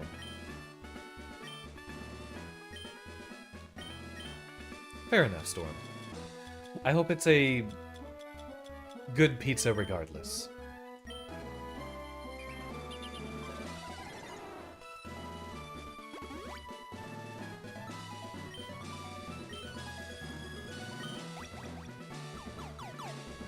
None pizza with left beet? Hold on, what are you saying there? You understand, don't you? That power alone isn't enough to win in the world of Pokemon?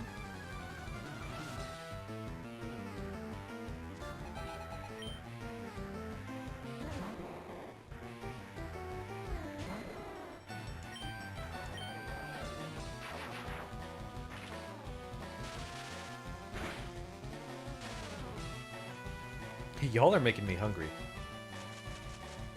I'm still hungry for more pizza. Well, yeah, I imagined it was a reference, Storm, but I don't know what to.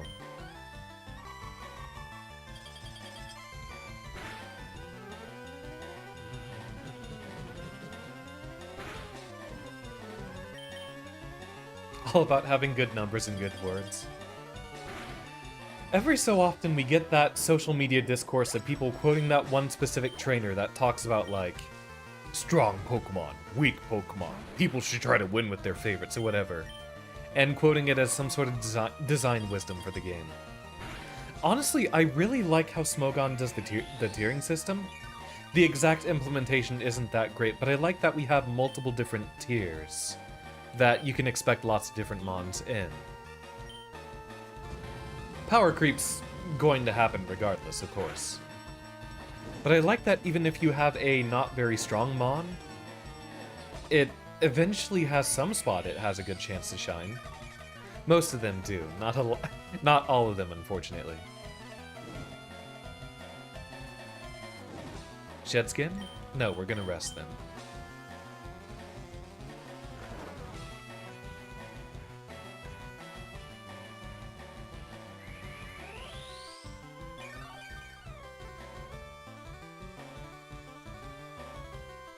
There are some mons that never really get a chance to shine, which is a shame.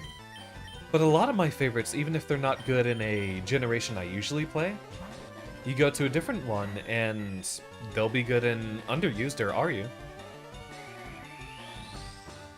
Celio and Seviper ruling Gen 3 PU. It's also been very interesting to see the developments of the tiers in previous generations, since that's been happening a lot more lately. Previously, basically every mon was tier locked once a generation finished. But it sounds like they're going back to reorganizing a lot of previous tiers. Don't we still have some weird complications like Electivire and Dusk Noir, despite not actually being good at all, still being technically OU? Or have they actually gone back and revised a lot of those old tiers?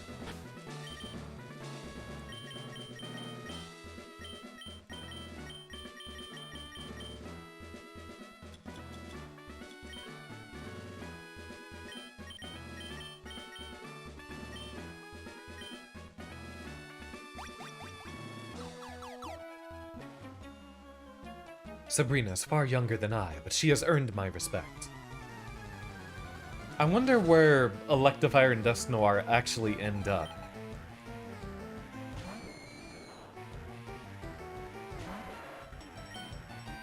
Sabrina, you got some ghosts in your Psychic Gym.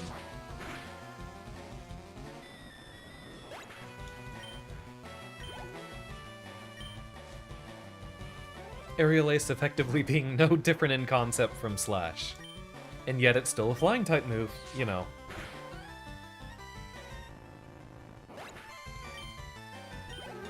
You can hit ghosts with a physical attack as long as you do it the right way.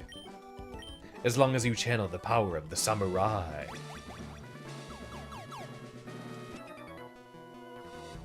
Saffron Pokemon Gym is famous for training psychics. You want to see Sabrina, don't you? I can tell. That's why I'm here.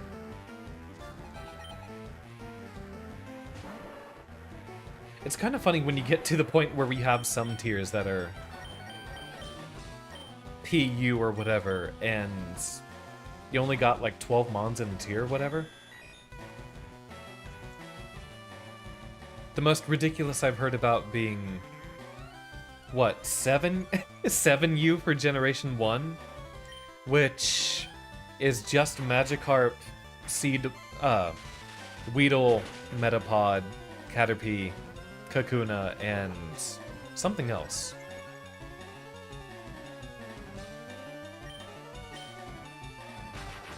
It's fun regarding Pachirisu and Park Sejun because it is his favorite Pokemon, but you didn't use it because of that. I mean, it's because of actually fitting in to a number of specific damage thresholds and being able to abuse. Oh, that's no U, not 7U? Okay. That's even funnier. I like after a certain point they just stopped caring about giving it a conventional naming scheme. The names for newer, lower tiers just kept getting funnier. You know, because never used makes sense. Pokemon you never expect to see used, but then they had to go even lower to PU. 7U is the one where Meowth dominates everything. Got it.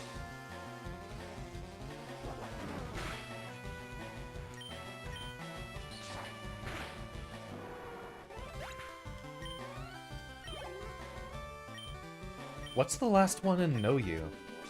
Because there's supposed to be 6 of them, right?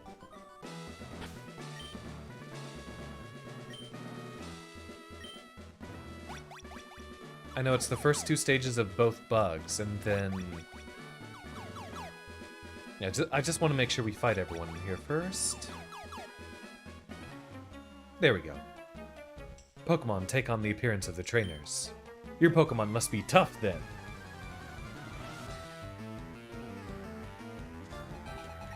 Okay, Ditto makes sense. I feel like you just get to fit Ditto in every tier. Ditto's going to only be as strong as everything else in the tier, so... You can't, by technicality, have Ditto sweeping an entire tier and being a problem. I can't imagine it happening.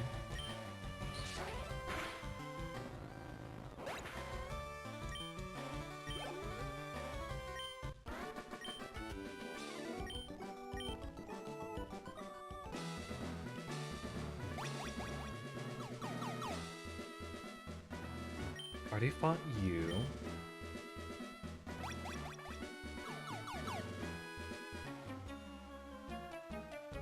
I think that's it. I think we just have those 6 trainers, because we should have... No, we should have 7 of them, right? It's a 3x3 grid of rooms, I believe. You just switch into the +5 Frozen Mewtwo easy.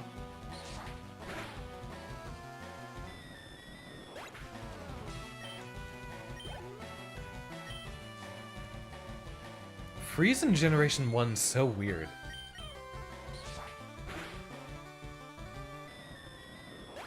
It's kind of funny that these games are ultimately games of chance, and yet... we keep finding different mechanics in which the chance gets out of hand. As time has gone on, status effects have gotten weaker, the RNG elements have gotten less and less. Hey! Swords Dance, Steel Wing. We have not yet found a single use for Steel Wing yet. Because if we're coming up against a rock type, we're usually just wanting to switch out instead. We're keeping False Swipe for reasons y'all will very easily understand. Once we're about level 50-ish.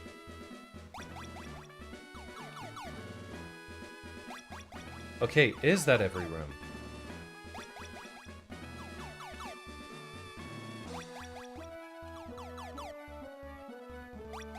Are we going through... Yeah, we're going through a loop here. Okay, so bottom right, check. Bottom left, check. Top right, check. Middle right, check. Already went through bottom right. We'll take the heal. I think we're done with everything else, but while we accidentally make it back to the starter room, we'll grab ourselves a trip to the Pokemon Center.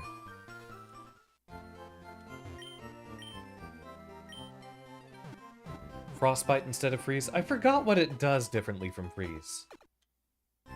Arceus was interesting. We kind of left that game lying after beating the final boss. I guess there's technically more to explore or do stuff with in there.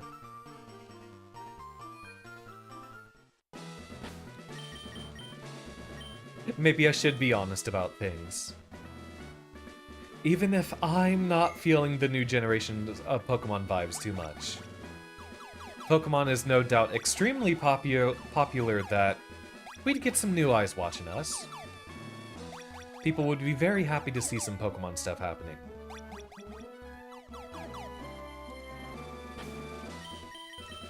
I just kind of guessed, and here we are. Have special attack. Yeah, that would be a lot better. I was guessing a Tohomon or Toho Puppet Dance Performance earlier a lot. They have a status effect for having special attack and one for having attack and speed. Like they had a special version of Burn. Although in that game, Burn is just the damage. Then you have Blind for physical attack, Fear for special attack, and even another status effect that weakens your healing. I've had psychic powers since I was a child. It started when a spoon I carelessly tossed bent. I dislike battling, but if you wish, I will show you my powers. Alright, Sabrina, see what you got. Wacky hair, that's what you got.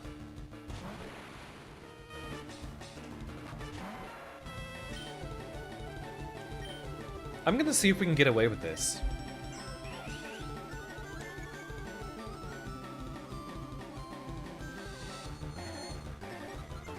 Because Scyther might just be faster than the whole team, except for maybe an Alakazam coming out later.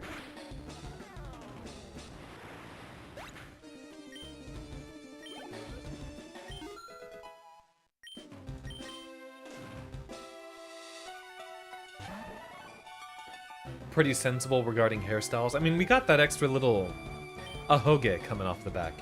You are Bug and Poison. You are not a Psychic type.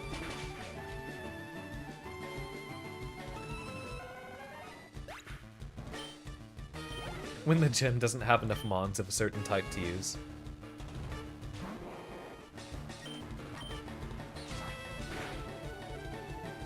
And we didn't even need to use any Bug-type moves here. It's just that very high Scyther attack with the Sword Stance. Now, are we first again here? No, we are not.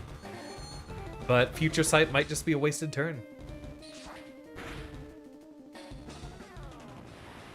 Yeah, no physical defense to speak of. Heck yeah. Clearly Ghost Flying type.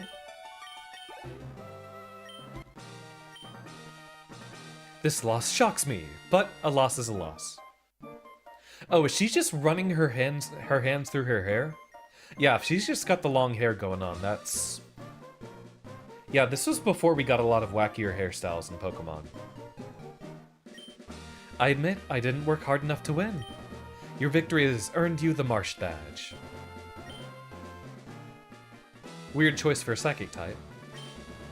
Stronger Pokemon will become wild, ignoring your orders in battle. Just don't raise your Pokemon too much to avoid that problem. Wait, please take this TM with you. Psychic power isn't something that only a few people have.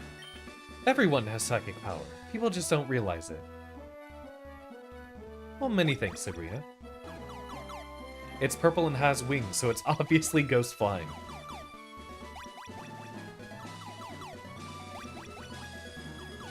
One thing I do remember...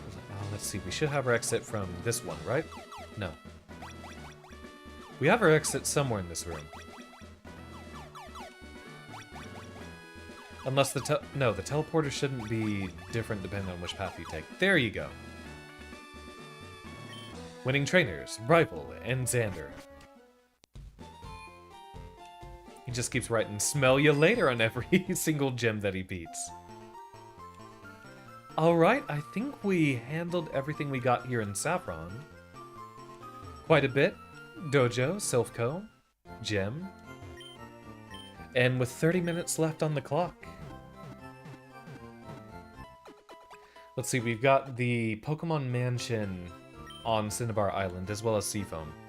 We don't technically have to go through Seafoam, but there's going to be a lot of trainers on the way there that we can fight in the meantime. And no one's flying yet, that's right.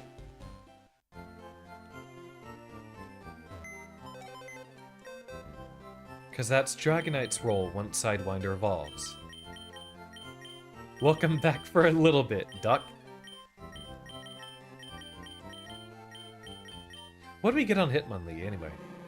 Hasty, not bad.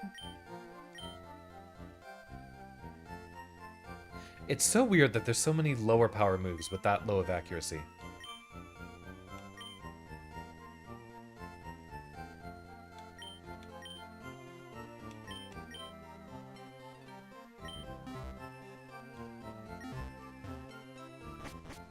When I've played through Puppet Dance Performance previously, a lot of the different Tohos have different typing, and sometimes very different typing, when they evolve. I looked it up, and only lately, meaning like a month ago, did someone make a mod which lets you see the type combination of your opponent, which I think is important. At some point, that should be a lot more readily available and obvious. Otherwise, you have to spend your time looking up everything. And especially in a game where you have 3 different forms for each mon's type.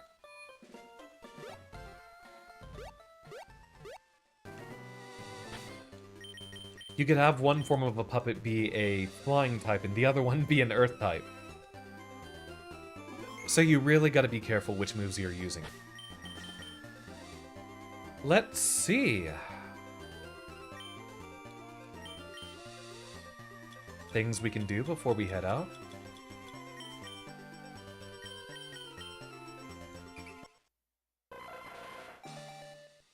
Hands off the controller. Feeling guilty from yesterday. What for, Kahila?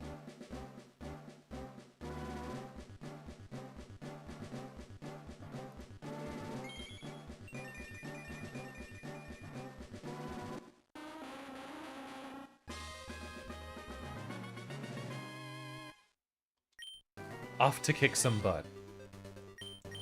Executor should have some really high stats among everything that we got here, too. Not as much as I was expecting. I'm surprised your speed's that low. I thought I remembered Executor being very fast. Still, that gigantic adamant attack stat on Marissa. We might just have our team that we beat the game with. Yeah, like... Usually I'd like a fire and a... Oh, right. We have to make room for Zapdos eventually.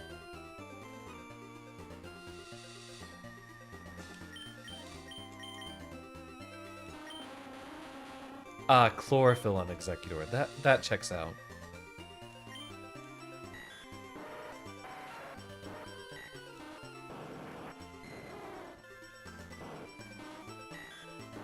You also have the most HP out of anyone here. So yeah, doing pretty well. I guess we do Sunny Day Solar Beam shenanigans later. But with how Gen 3 does a lot of these mechanics, like Sleep Powder and Leech Seed, I think always have to be on here. Because if they're ever unlearned, I don't think we can learn them again.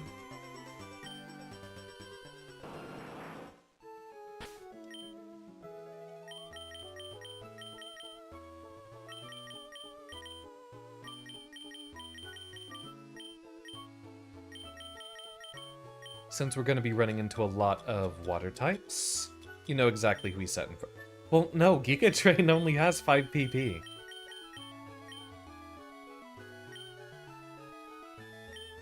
Nah, we'll swap the items that you got. There's the tiny mushrooms, but that's a pain to gather. But even then, relearning old moves doesn't apply to previous evolution moves, if I remember, right? I think some of those moves that...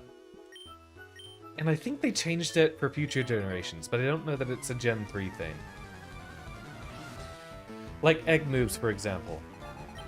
I think in future generations, if your Pokemon learned a unique move like that, it still ended up being relearnable later, but I don't think that was implemented until Gen 4 or 5.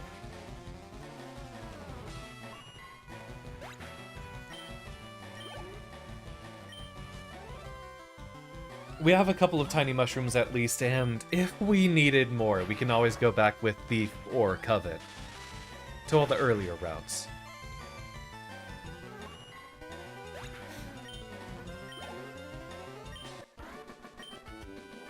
Ooh, traumatic.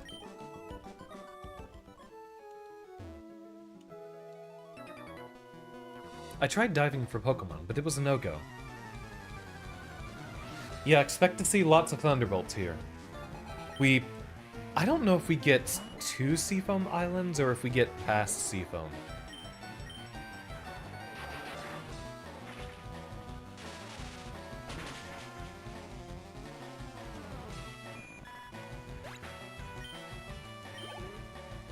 "30 minutes, we might just get to the entrance." Though I wouldn't mind staying up a little bit extra tonight for y'all. I mean, I'm having fun as I do with every single time I'm doing a Pokemon stream for y'all.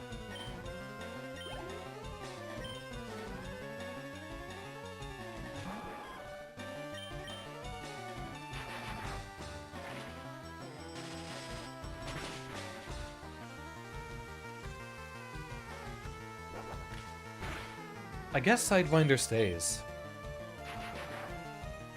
It might even have to be Blocky that we put on the wayside for a little bit until we get to the post-game, because Porygon 2 is going to be really, really strong. Start gathering the flock. What are you referring to, Kayla?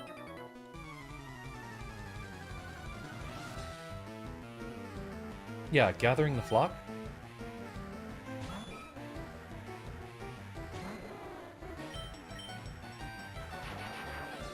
You mean the legendary... Do you mean specifically the legendary birds? Because I think we're still a level or... Okay, yeah. Popped in the chat right after I mentioned it. We could. There's nothing stopping us from going over and saying hi to Zapdos right now.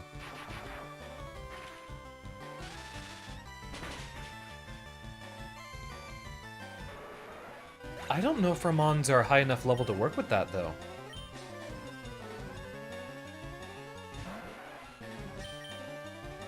But you know what? Why not? Let's just hop over there first thing once we get out of here.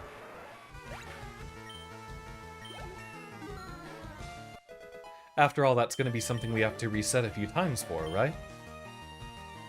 Could leave us at a very interesting point for next stream.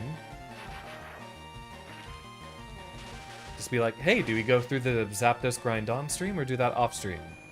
And then I come back to y'all with timid or modest Zapdos and generally higher IVs. You know what's weird? How can Zapdos learn Heat Wave? Why was that a thing? It's really cool, but how? Why?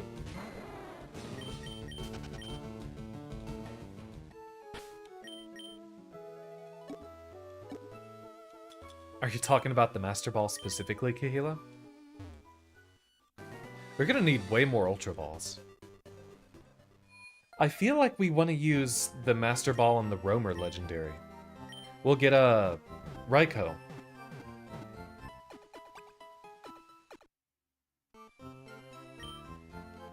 Yeah, hot air. And I remember it specifically labeled as blowing a bunch of hot wind. Where's the Pokemart in here? And we've got Ultra Balls to grab, right?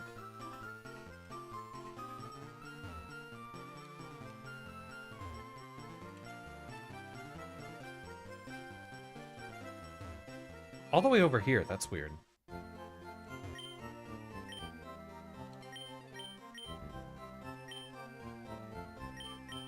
we're gonna be using Ultra Balls for the rest of the game. Might as well.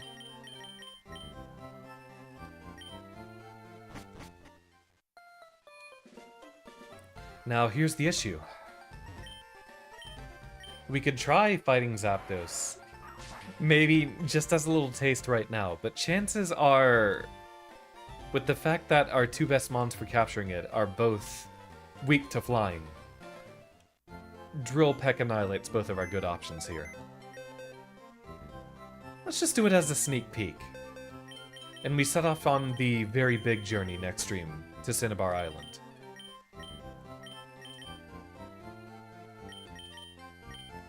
I feel like Marissa is the least valuable member of our team in that fight. Weak to Drill Peck, and I guess at best you get to use Rock Tomb.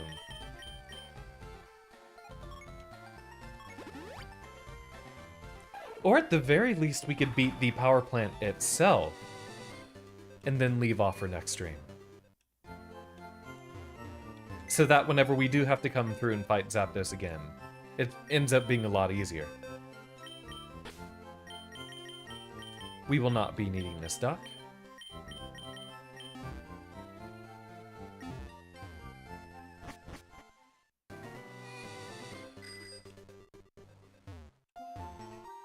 This is also, I believe, the first chance we have to get Magnemite, right?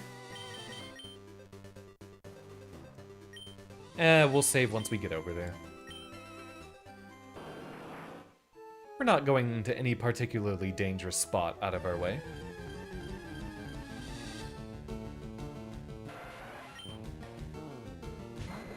Right, we don't have Tentacruel either.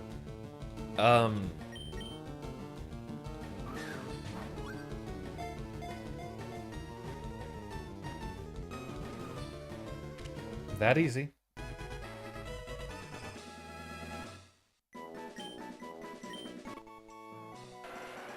Its eyes are as transparent as crystals. From them, it shoots mysterious beams of light. Oh, you're gonna be in the party now. Yeah. So I wanted to save a slot open for Zapdos, but I think we gotta fight through here first. Wow, you came all the way here? Maybe you're a Pokemaniac too? Want to see my collection? Oh, that cryptid. Yeah, we'll be catching that cryptid too.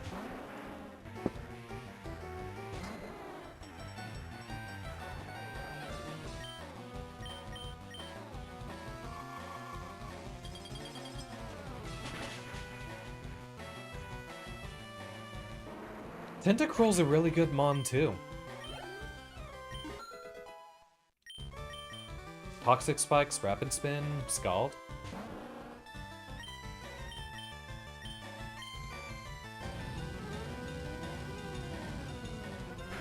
Lickitung's something you only get from trading though, right? How dare you! I think it's funny you can so effectively steal items from other trainers, but they can't get rid of your items. I get that it's supposed to be the player bias. Yeah, Surf just works fine.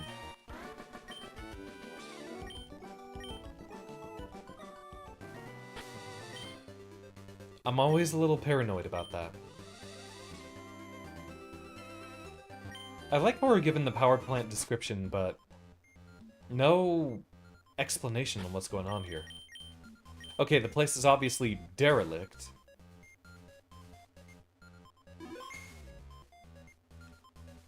Is this thing unique to the power plant?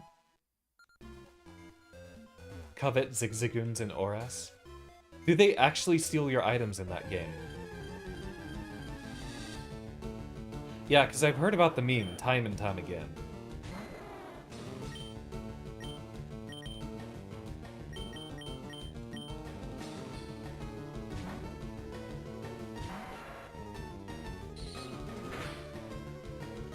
Yeah, we can just false swipe most of these guys.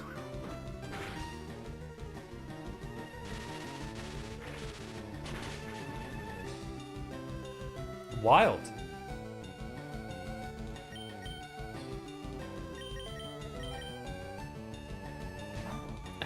We could send out Executor.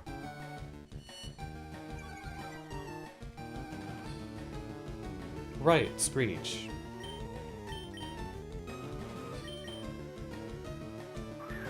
I suppose it would have been more fitting to catch a Voltorb and a Pokeball. We never caught one off of the grass above? Huh.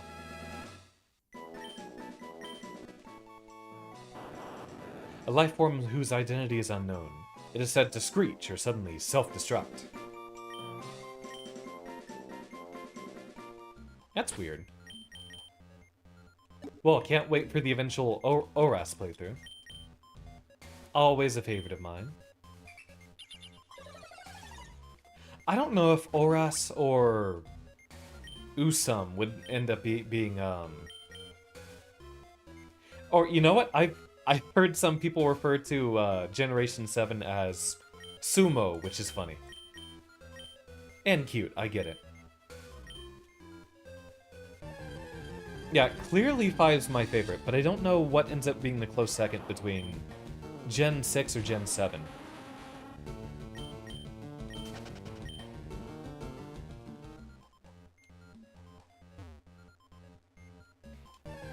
Kahila, you should know by now that every stream I have is late to the party. And the reason is literally just I'm either too poor or too tired when I'm wanting to stream these games.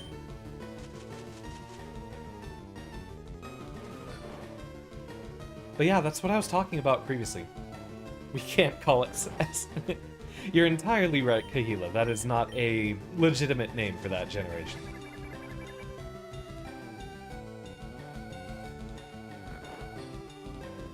Still sounds as if it's unique to the remake when people say it like that.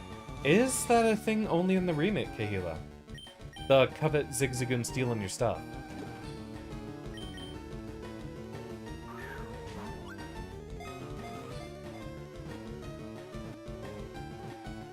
Okay, yeah, that won't be that difficult.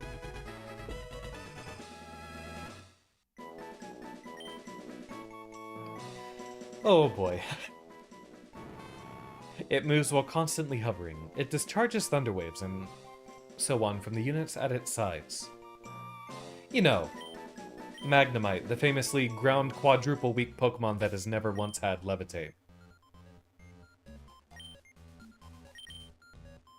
When do we get Mega Magnezone? Hear me out.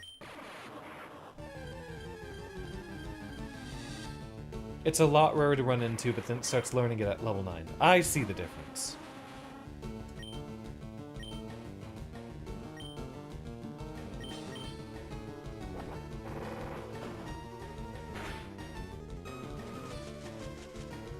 We probably KO with Psychic, but maybe not with Giga Drain. That's what I'm gonna try.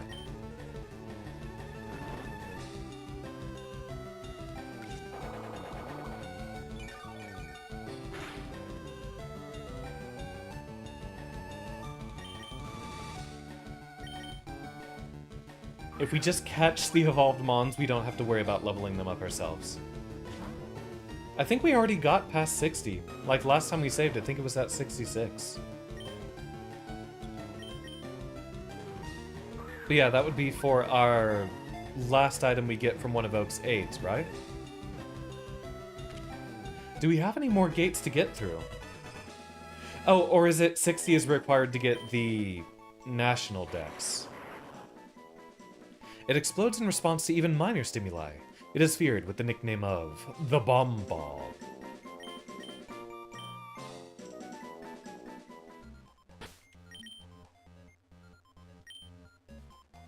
Just to access the post-game. Well, we're already there. Owned 71, so... Wait, how did it jump that... Okay, we got a lot of extra Mons, so yeah, we have jumped pretty far. Look at that, we basically got half the dex full.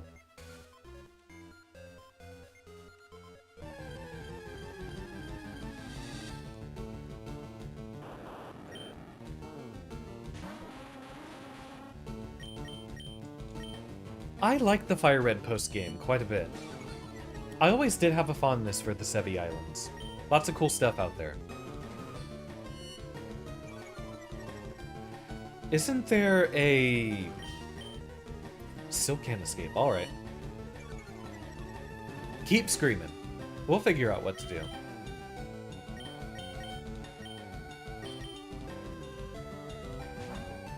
Isn't there a rumor... I swear I've heard rumors where... Because there's so much Johto-adjacent content in the Sevi Islands, that was originally part of the plan, but then they weren't able to fit the Johto region in time? I don't remember where I heard it first, but I've heard people rumor that it was supposed to be kind of the opposite of Gold, Silver, Crystal in FireRed. Did you buy a Pokédoll for the child? I don't remember where that ends up happening. But no, we have not bought a Pokédoll.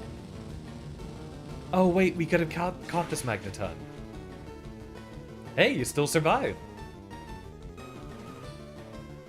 I think we get one turn to make this work.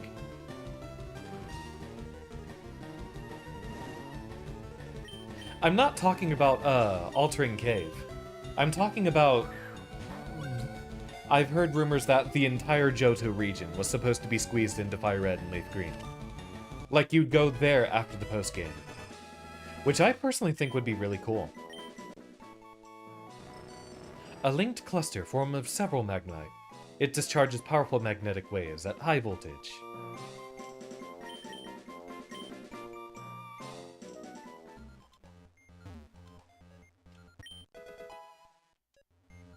Hey, great find.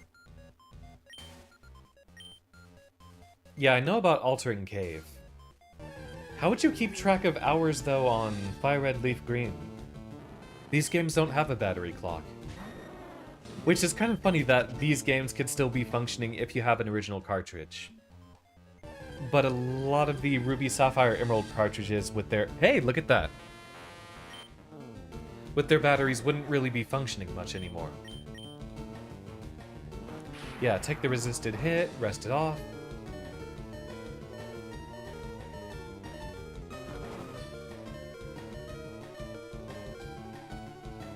Yeah, altering cave was weird. FireRed and Leaf Green still feel kind of incomplete with a lot of what's going on.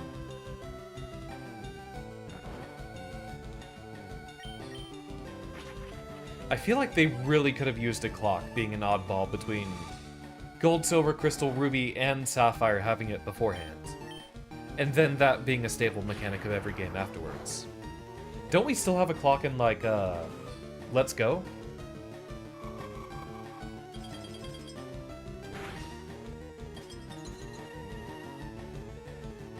I'm surprised Electabuzz has this much special defense.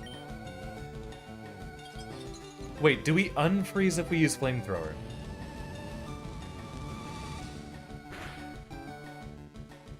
Yeah. Alright, interesting. I didn't think about that before clicking the button.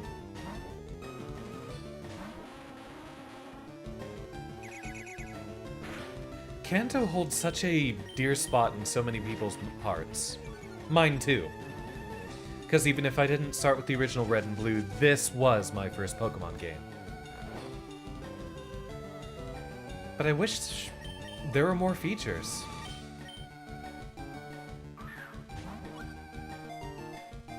Wish we had a clock and all the shenanigans that work with it.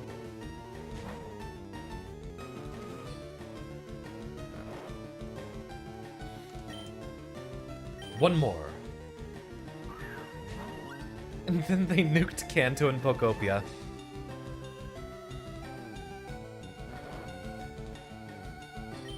We'll keep throwing balls until we put Electabuzz asleep again. Then we'll swap to Scyther. Or we won't have to. So, I've teased to y'all the possibility of me getting a different position at work. It loves to feed on strong electricity. It occasionally appears around large power plants and so on.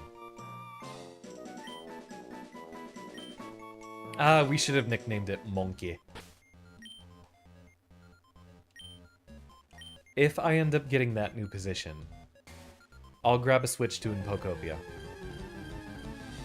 Because the new position will be earning me a substantial more amount of money.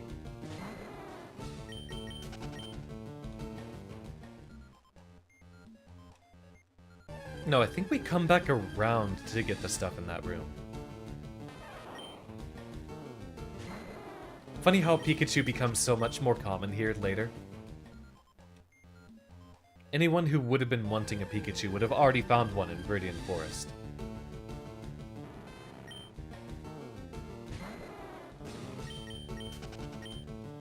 It has a big fan instead of the antenna. You're...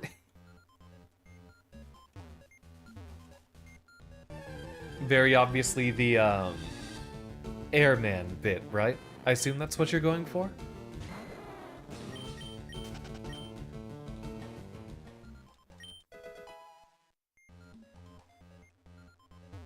Yeah, if we didn't already have one for Raichu.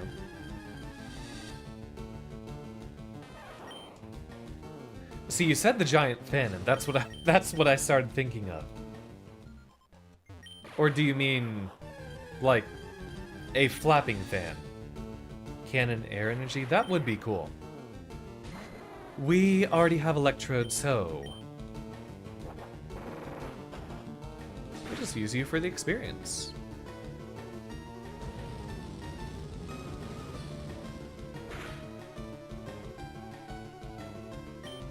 Astonishing how little damage we're doing if it's not a super effective hit.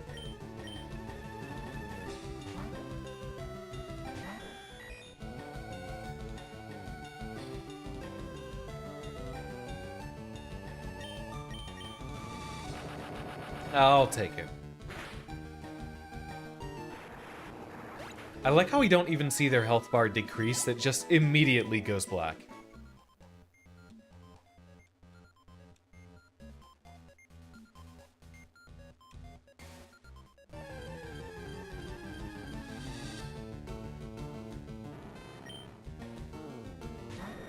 I like how we have the legendaries here that aren't even part of a story and are completely out-of-the-way optional encounters.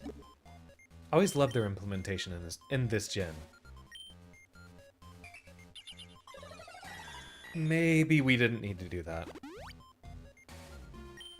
Blocky could just sit there and recover against a weaker Magnemite or something like that. Exactly, Kahila. The less obvious story contrived kind of bits around it.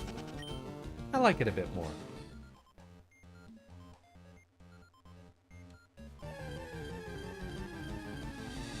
Alright, I think we want to come back through here with a repel in a moment.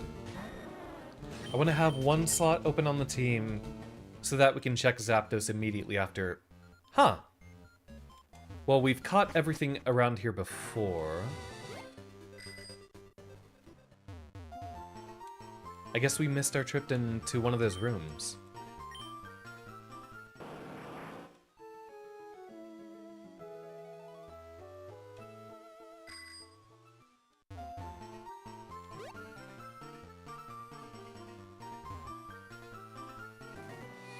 I suppose that's one big arc that we end up on at some point. Play through all of my favorite Pokemon games again and figure out which ones truly hold the most permanent special space in my heart. It's still very likely going to be just the original Black and White. I had a lot of fun with Black and White too, and we went through that before a good number of y'all were here, right? Like, that was right before Storm and Kahila's times around here.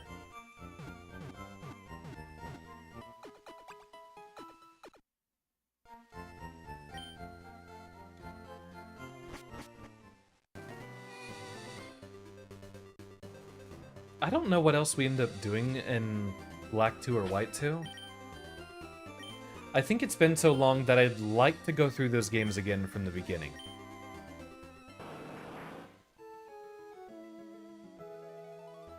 Heck, if I get that new position, we can finally rely a little bit more on having a more permanent rotation. Right, we didn't grab any repels, but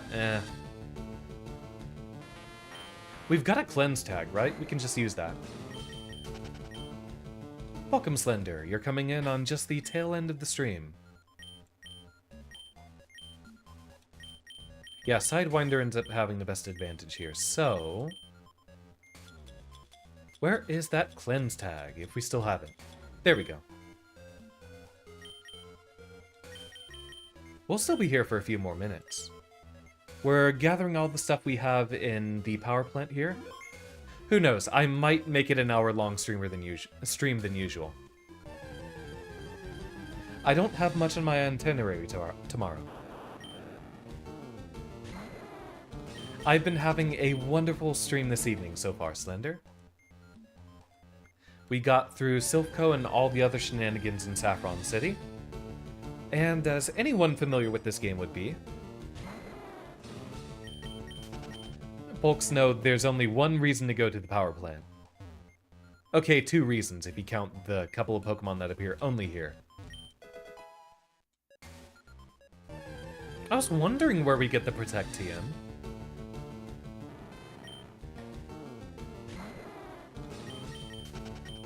Shame we don't really have a reason to use it on many of our Mons. Well, I guess those items were less useful than I was thinking. Protect wouldn't be that bad for Leech Seed shenanigans. Monkey. Electabuzz is such an interesting design. Same with Magmar and Jinx. They're all very unique, let's say.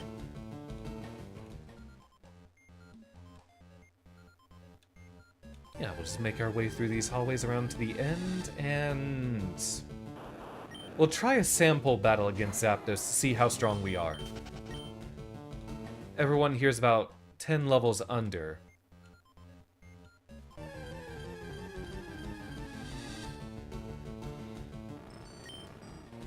I wonder if we just put a Magneton on point. If that could be better. Quadruple resist to Drill Peck. Resistance to electricity.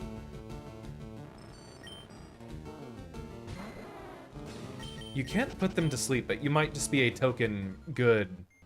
Resist whatever Zapdos is throwing at us. Doesn't it also learn Screech?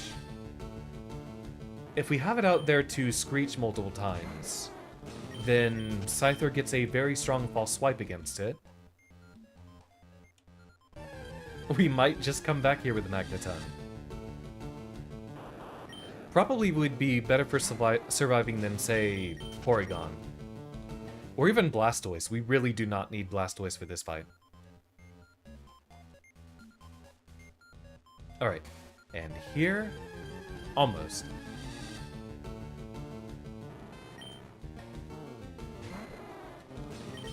Only thing that saddens me is that the legendary birds, and really, any of the legendaries you find in this game, they're kind of shafted for good themes.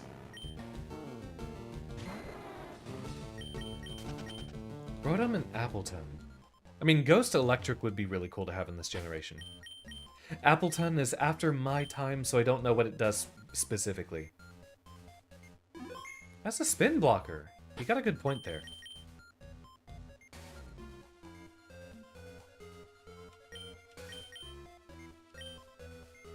Okay, so we say, I'll save again because I'm paranoid.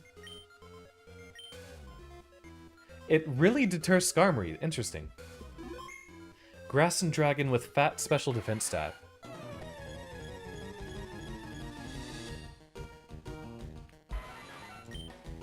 Yeah, let's just pitch up the normal encounter theme. That'll be just fine.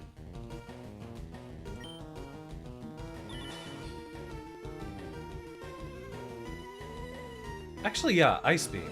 Because we're definitely not KOing it. Yeah, I could tell. Rotom towards Skarmory. Having the good electric type attack as well as resisting whatever Skarmory comes out with.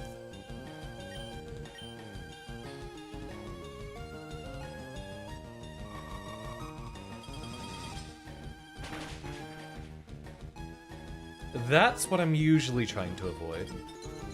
Oh, I'll take it. We'll just keep throwing balls until this catches.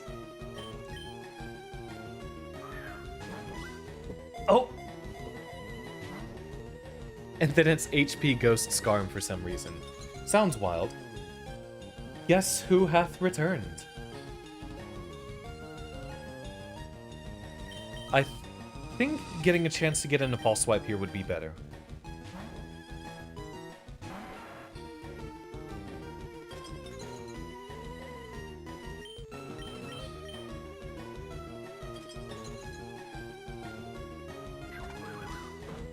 It's probably gonna do barely anything. We're getting close.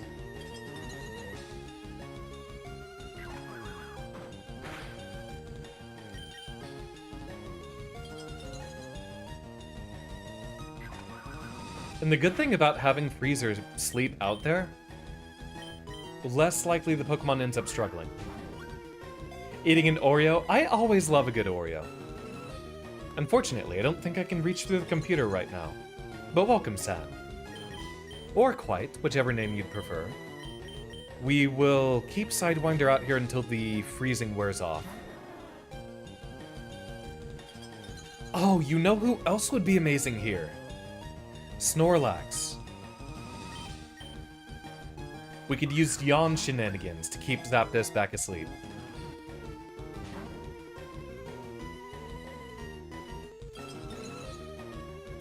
I think this is the longest time I've ever seen Freeze take effect. It's been like, what, 9 turns?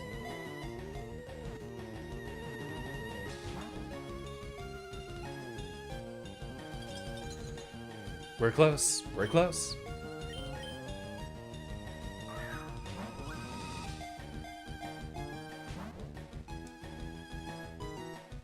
There we go.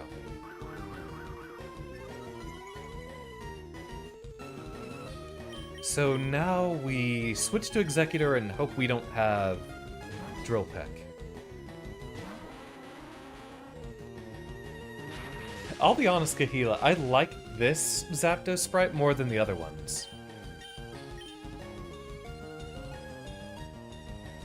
Like with a lot of what I see about FireRed's other graphics, it just seems quite a bit cleaner.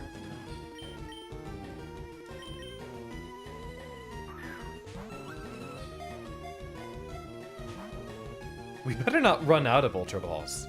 That would be funny.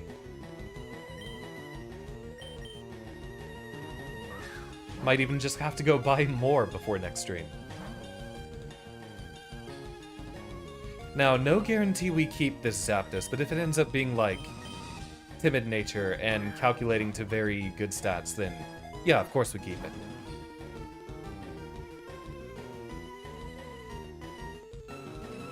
That is indeed a very polite-looking Zapdos. How are you doing today? Would you like to be drill pecked?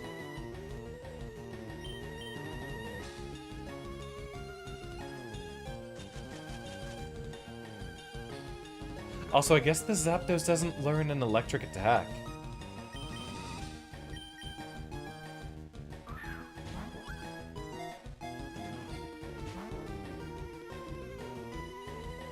Really good at escaping, though.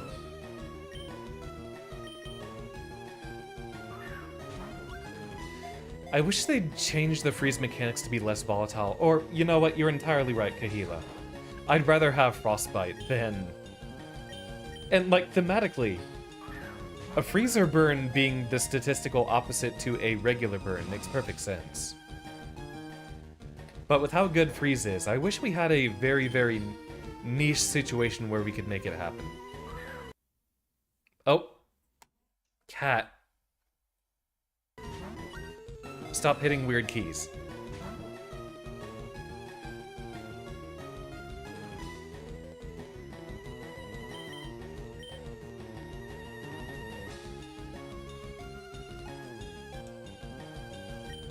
Yeah, we're hoping things stay okay. I think we lose to 1 Drill Peck, but we're doing well the rest of the time. Maybe we do come back here with Snorlax next time. I need to see how defense, special defense, HP, all that stuff stacks up. Because I did just realize we're not going to need to worry about special defense if the only attacking move Zapdos has is Drill Peck. Cat! Alright. Cat is forbidden from desk while cat keeps laying on weird keys. Sorry, friend.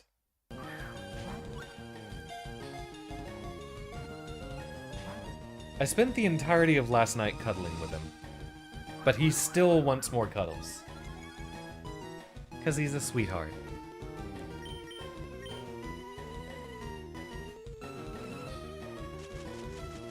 Cats are allowed wherever they please except when they are disruptive to my streaming.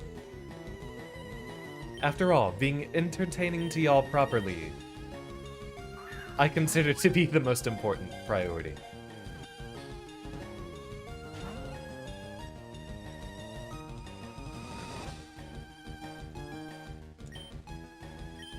But welcome in.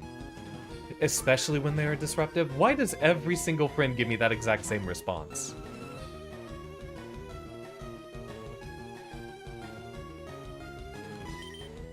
Every single one of my friends tells me the exact same thing. Let cat just be in your way.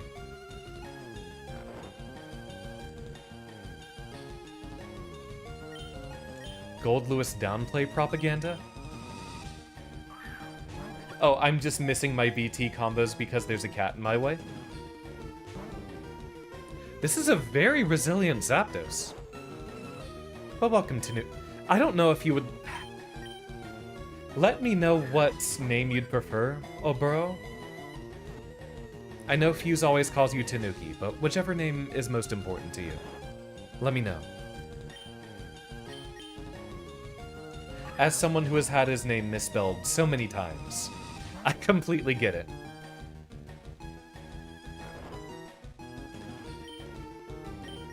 I don't remember this battle ever taking this long when I was playing... Yeah, back when I was a kid, I guess I got lucky with an early catch. It was only like 10 Ultra Balls.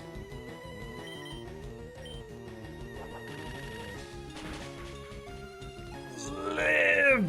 Ah, critical hit.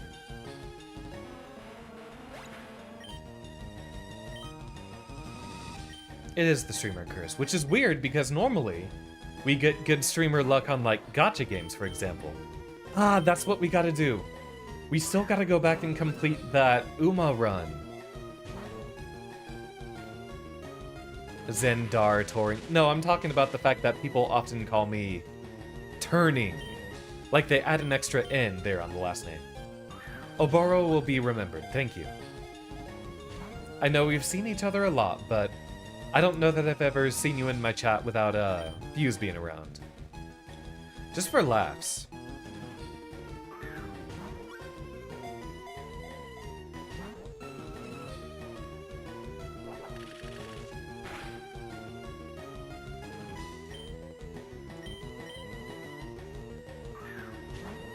5% chance?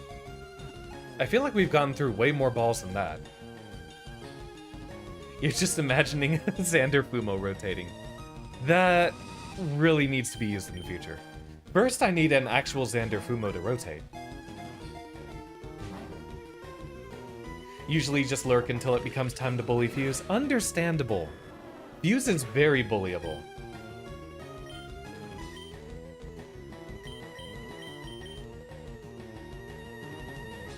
Survive, Blocky, survive! Tracing pressure is probably not a good idea.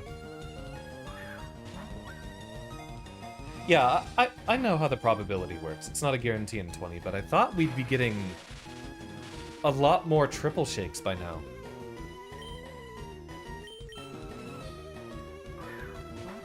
Also, Skrunko's immediately wanting back up on the desk. Just for laughs, we will burn through to using the Master Ball, and if it ends up being like a really, really good statistical setup, we'll just stick with it. And we'll worry about catching Raikou differently later. Because chances are we could set up a little bit better by having, say, Magneton out or something else. That was our last Ultra Ball.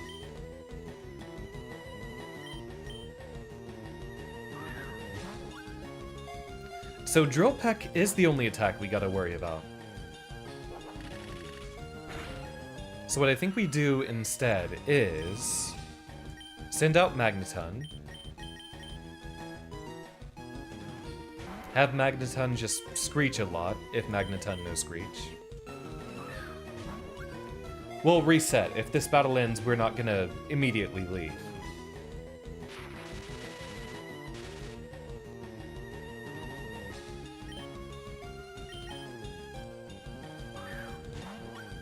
Snorlax probably walls Zapdos quite a bit better.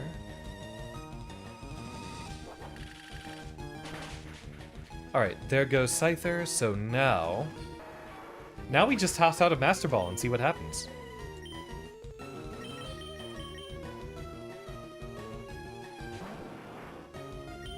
And what are we looking at? Because for my favorite, my dearest beloved Zapdos, I am willing to use a Master Ball on the absolute best one that ends up happening. Ate all your balls and you kept restarting. Yeah. One of the legendary bird Pokemon. While it is flying, it makes crackling and snapping sounds.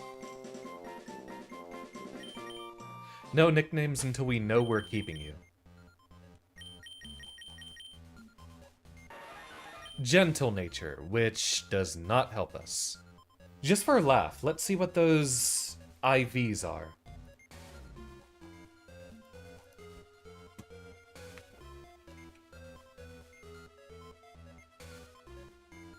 Dropped my controller.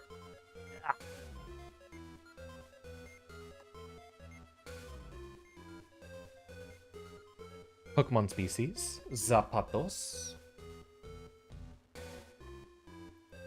Nature is gentle.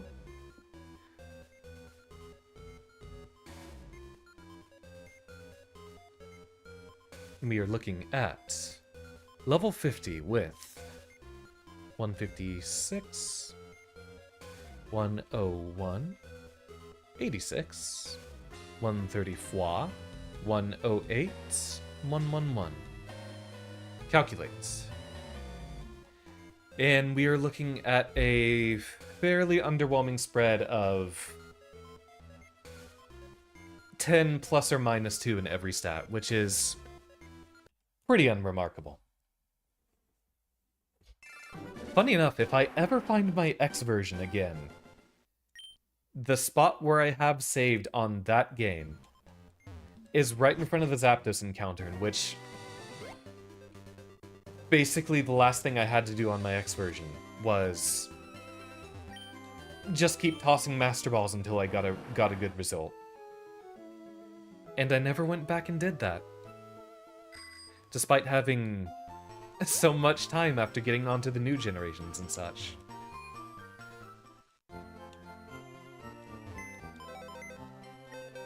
It was so much easier to just breed reliably rather than running around trying to get... I think the only reason I had so much of an issue trying to get a good Zapdos is because I needed specifically Hidden Power Ice. So Nitori gets to sit on the sidelines. Chonko's already got a few levels under her belt, so she will pop in and wall instead of Blocky. Actually, just to compare, you've got to have like 200 HP. 50 defense and 156 HP versus about the same defense and way less HP. You still have Yawn, right? Good.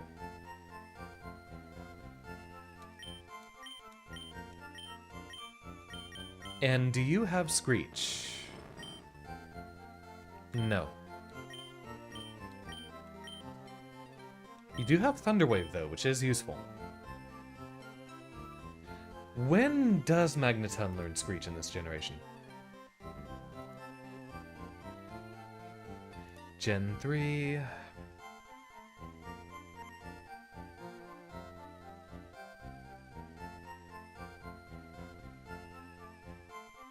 Where is Magneton in that dex? 82.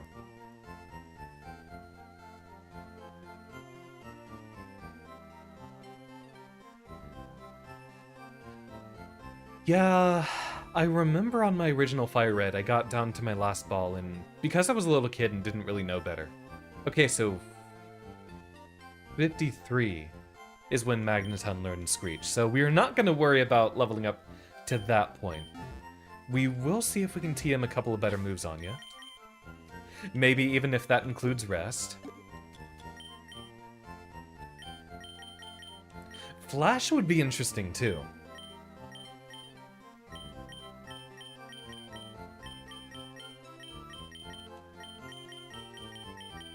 I think Reflect is somewhere around here. Yeah, there we go.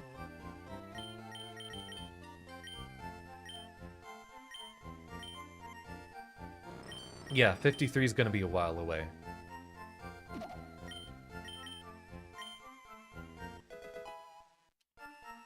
Eat this computer disk. Wild... Okay, you can't learn Rock Tomb.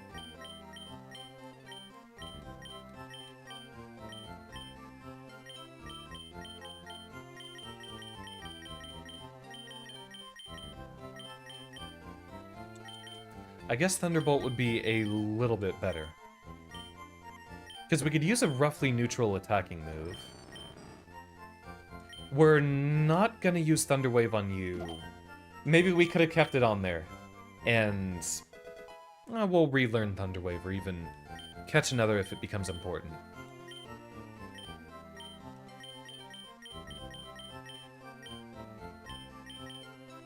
And Flash for a laugh. Maybe that's the strat, is we just flash 6 times, and then we can swap out. A little bit less to worry about. Yeah, if we ever use Magneton for something else, which, I'll be honest, I did kind of want to have Magneton on this team. Never use that, and I do like Steel Electric as a type combination.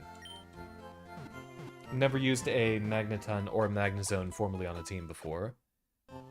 Maybe if we go through Platinum again. Or any sort of a Platinum ROM hack, that would be cool. We could give that another try. So, what we are going to do here is we are going to grab a Pokemon that knows Sir. What the heck. The move Deleter is not a very far distance away.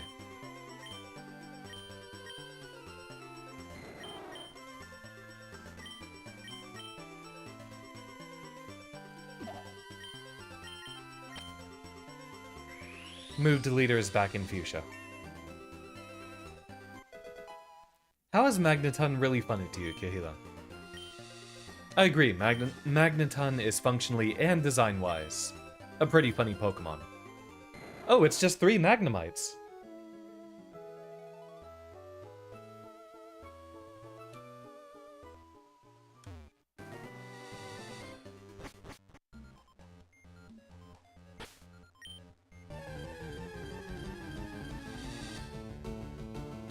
Tried to use it with a specially defensive set to specifically wall Gengar and Zapdos. How'd that end up going? I imagine mixed success.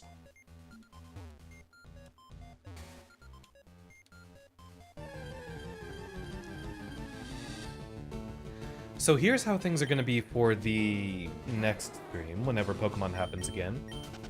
Which, yeah, should be very early next week. I'm gonna put a vote up in the server on if we want to do huge catching stream for Zapdos next stream, or save that for when we're a little bit better off.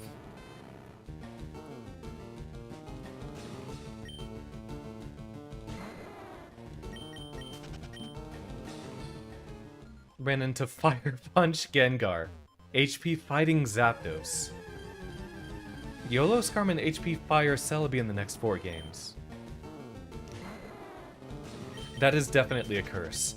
I can see HP fighting Zapdos, though. Specifically just to get rid of Tyranitar, which I know is usually capable of beating Zapdos reliably. Do you play a lot of Gen 3 on Showdown Online? I mean, I've been itching for a Showdown stream for a long time, too. Initially, that was a plan for when my sister came up on stream back in November, I believe.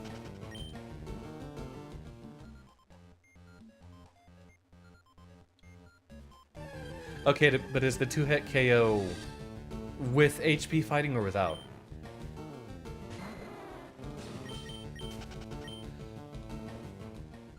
Because I can't imagine Choice Band Zapdos just for, what, fighting and flying? Because once you have Hidden Power, what's your other physical move to use?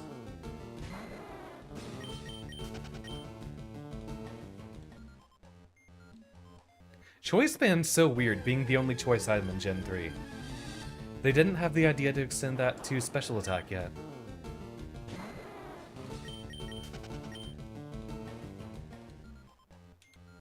Alright.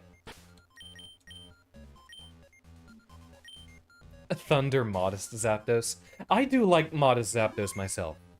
But at that specific 100 speed tier, you kind of need Timid. Alright. Save again.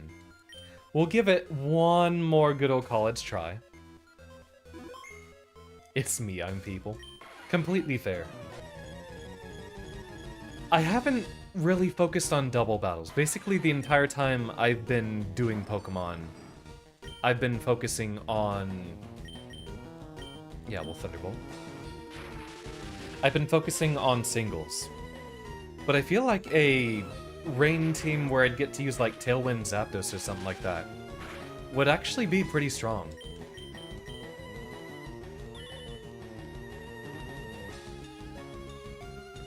I think I could use all of my favorites on a very good doubles team rather than singles.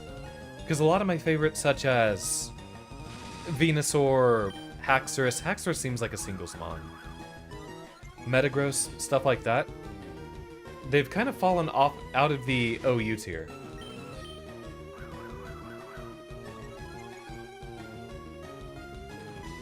Yeah, static works surprisingly well on Zapdos. Well, I'd love to do that.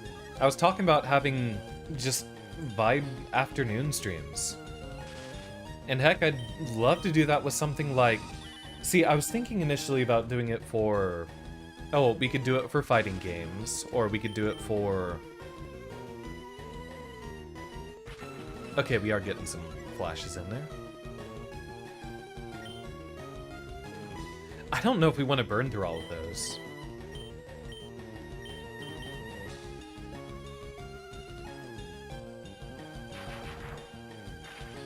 I think we just do this until low HP.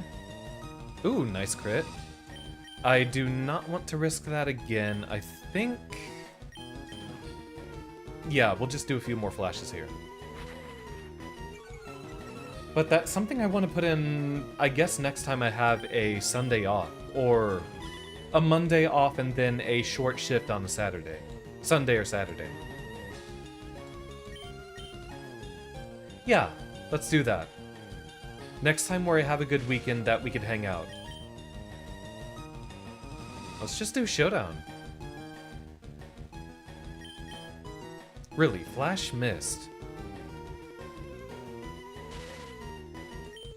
I thought Flash had perfect accuracy, but I guess not.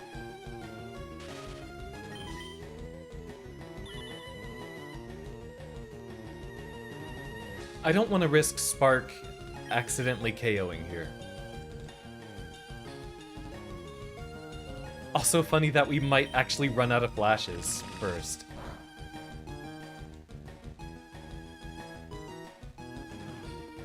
And then you detect? Okay, not this turn. I think it's next weekend, and I don't mean the one that's coming up in 5 or 6 days, but I think it's the next weekend I have a Sunday off.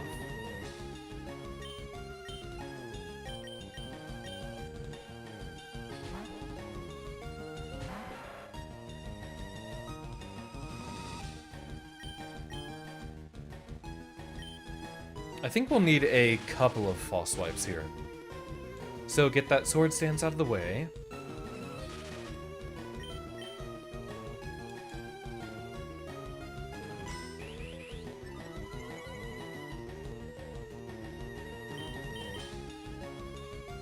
Yeah, as long as Drill Peck misses. Wow, even with the Swords Dance boost.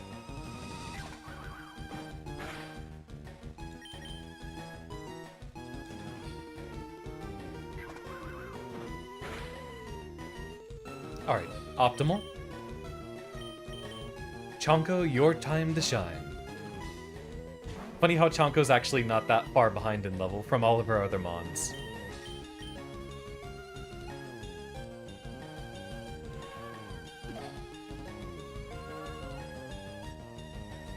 Alright, because we will not be doing anything else this turn anyway.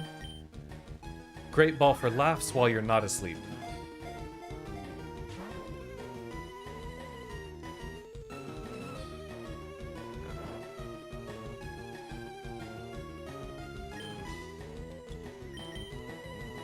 I wonder if anyone's made a very specific niche team that has, like,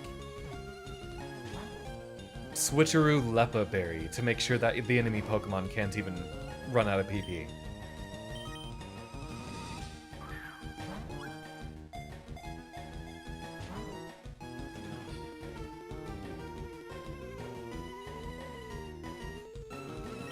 Shoutouts to everything with Yawn being counter meta in the G-Max generation. And that was 8, right? They have a different mechanic every single one.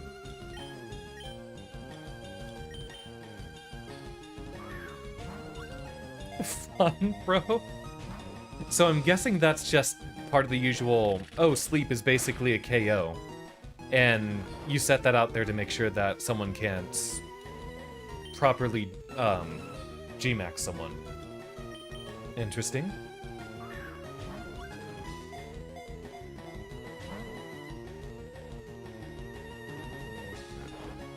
Huh.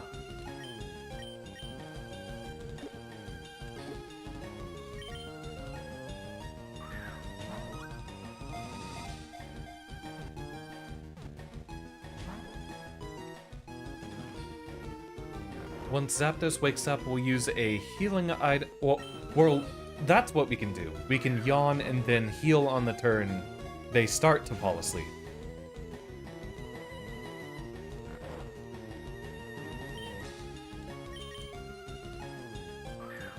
I think after a few more level ups, Chonko should be a lot better. Ideally, we want to get like 40% health loss with Drill Peck, so that we can survive 2 of them just in case.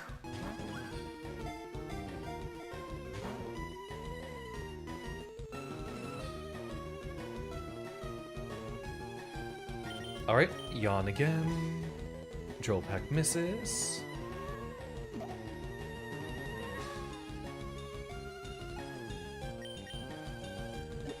Hyper Potion so we heal first.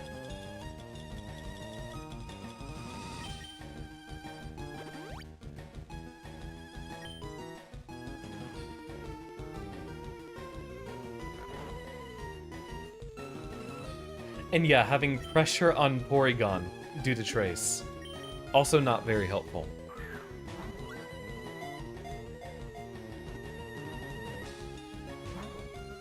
Well, interesting setup, Kahila. Given that I am getting that Pokemon itch back, I am thinking, like, hey, why not learn some of the newer battling stuff?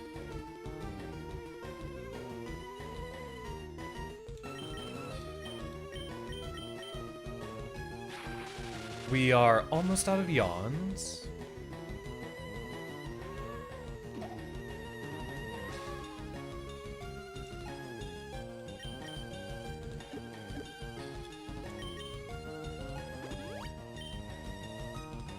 Pokemon might have me back. I might have left, like, what, 6 or 7 years ago? I think it would be about 8, right? Whenever Generation 8 happened.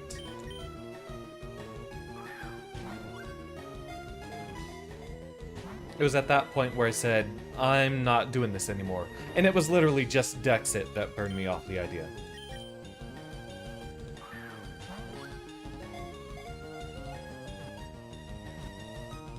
Come on. Let's see what we got.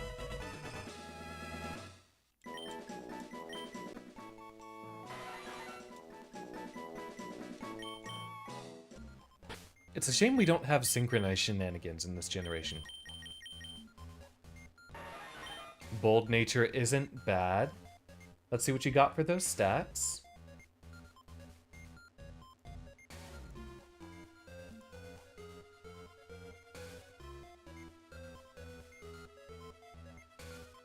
Looks like the speed stat's a lot better this time.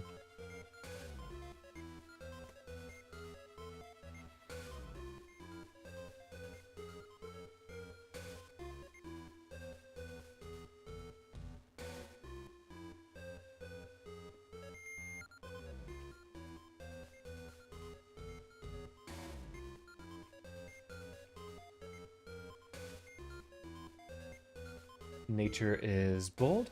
Let's see what we got. We're looking at very high defense, special defense, and speed. Very minimum attack and special attack, and about average HP. Maybe I should have that on another window when we're doing calcs next time. Alright, so we are not keeping this Zapdos. And I will put up a vote in the chat for y'all. Not in the chat, in the Discord server. So our save point is going to be right here in front of Zapdos.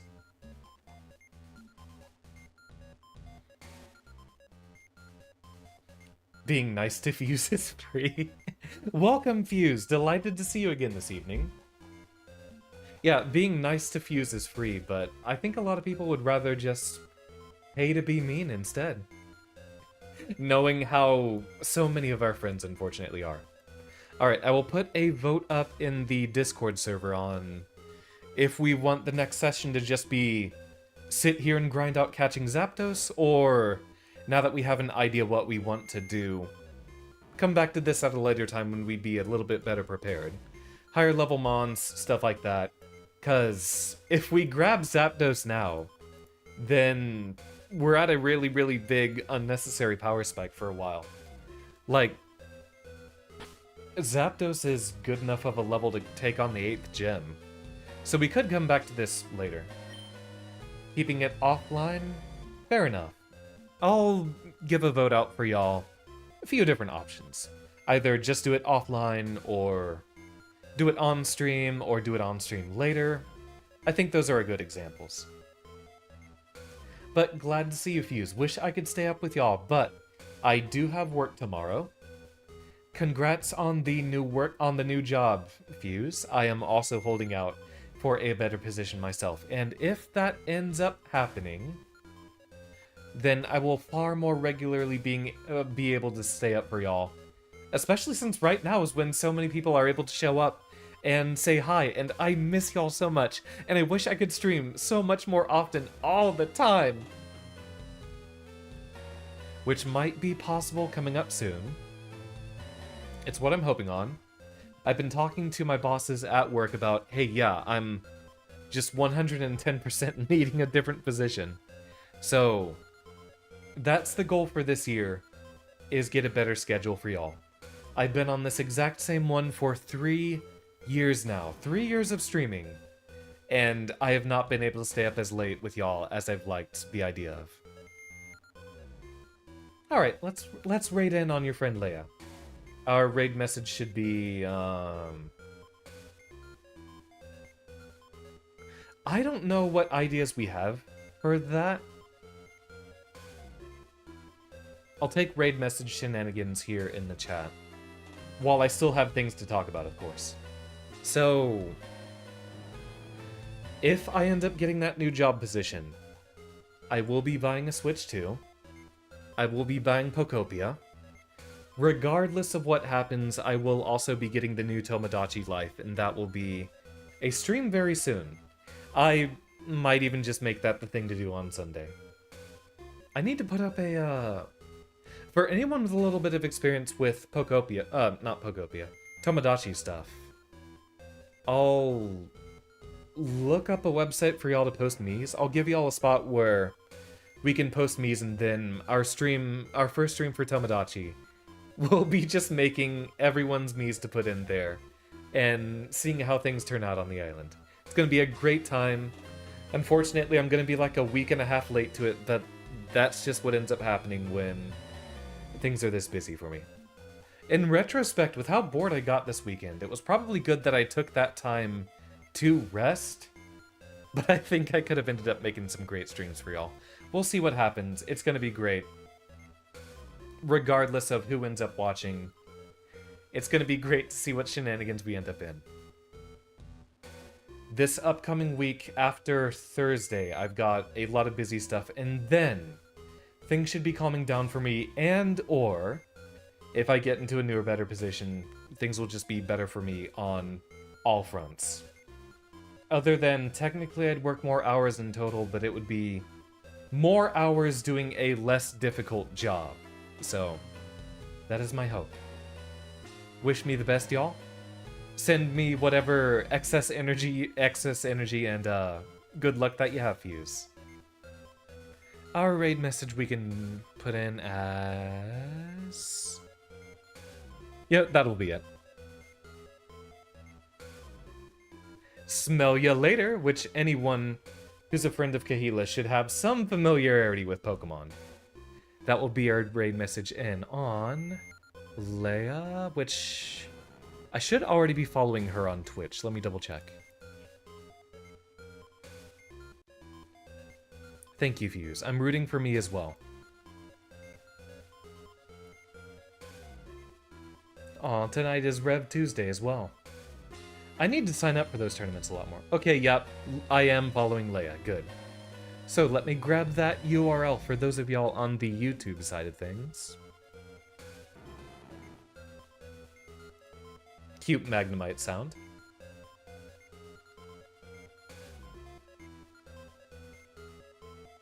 Alright. Our URL is there on the YouTube chat. Thank you everyone so dearly for your attendance. No streams planned for the next 2 days, but we will be having Usagi's birthday party on Thursday night, 2 nights from now, in the Xander University server. Expect more Uma watch party and probably Guilty Gear or Grand Blue. Whatever Usagi would like of us. Friday is Silk Song. Weekend is likely going to be take it easy, but if things go well, I'll see if I can fit in Tomodachi on Sunday. Class is dismissed. Love y'all and good night.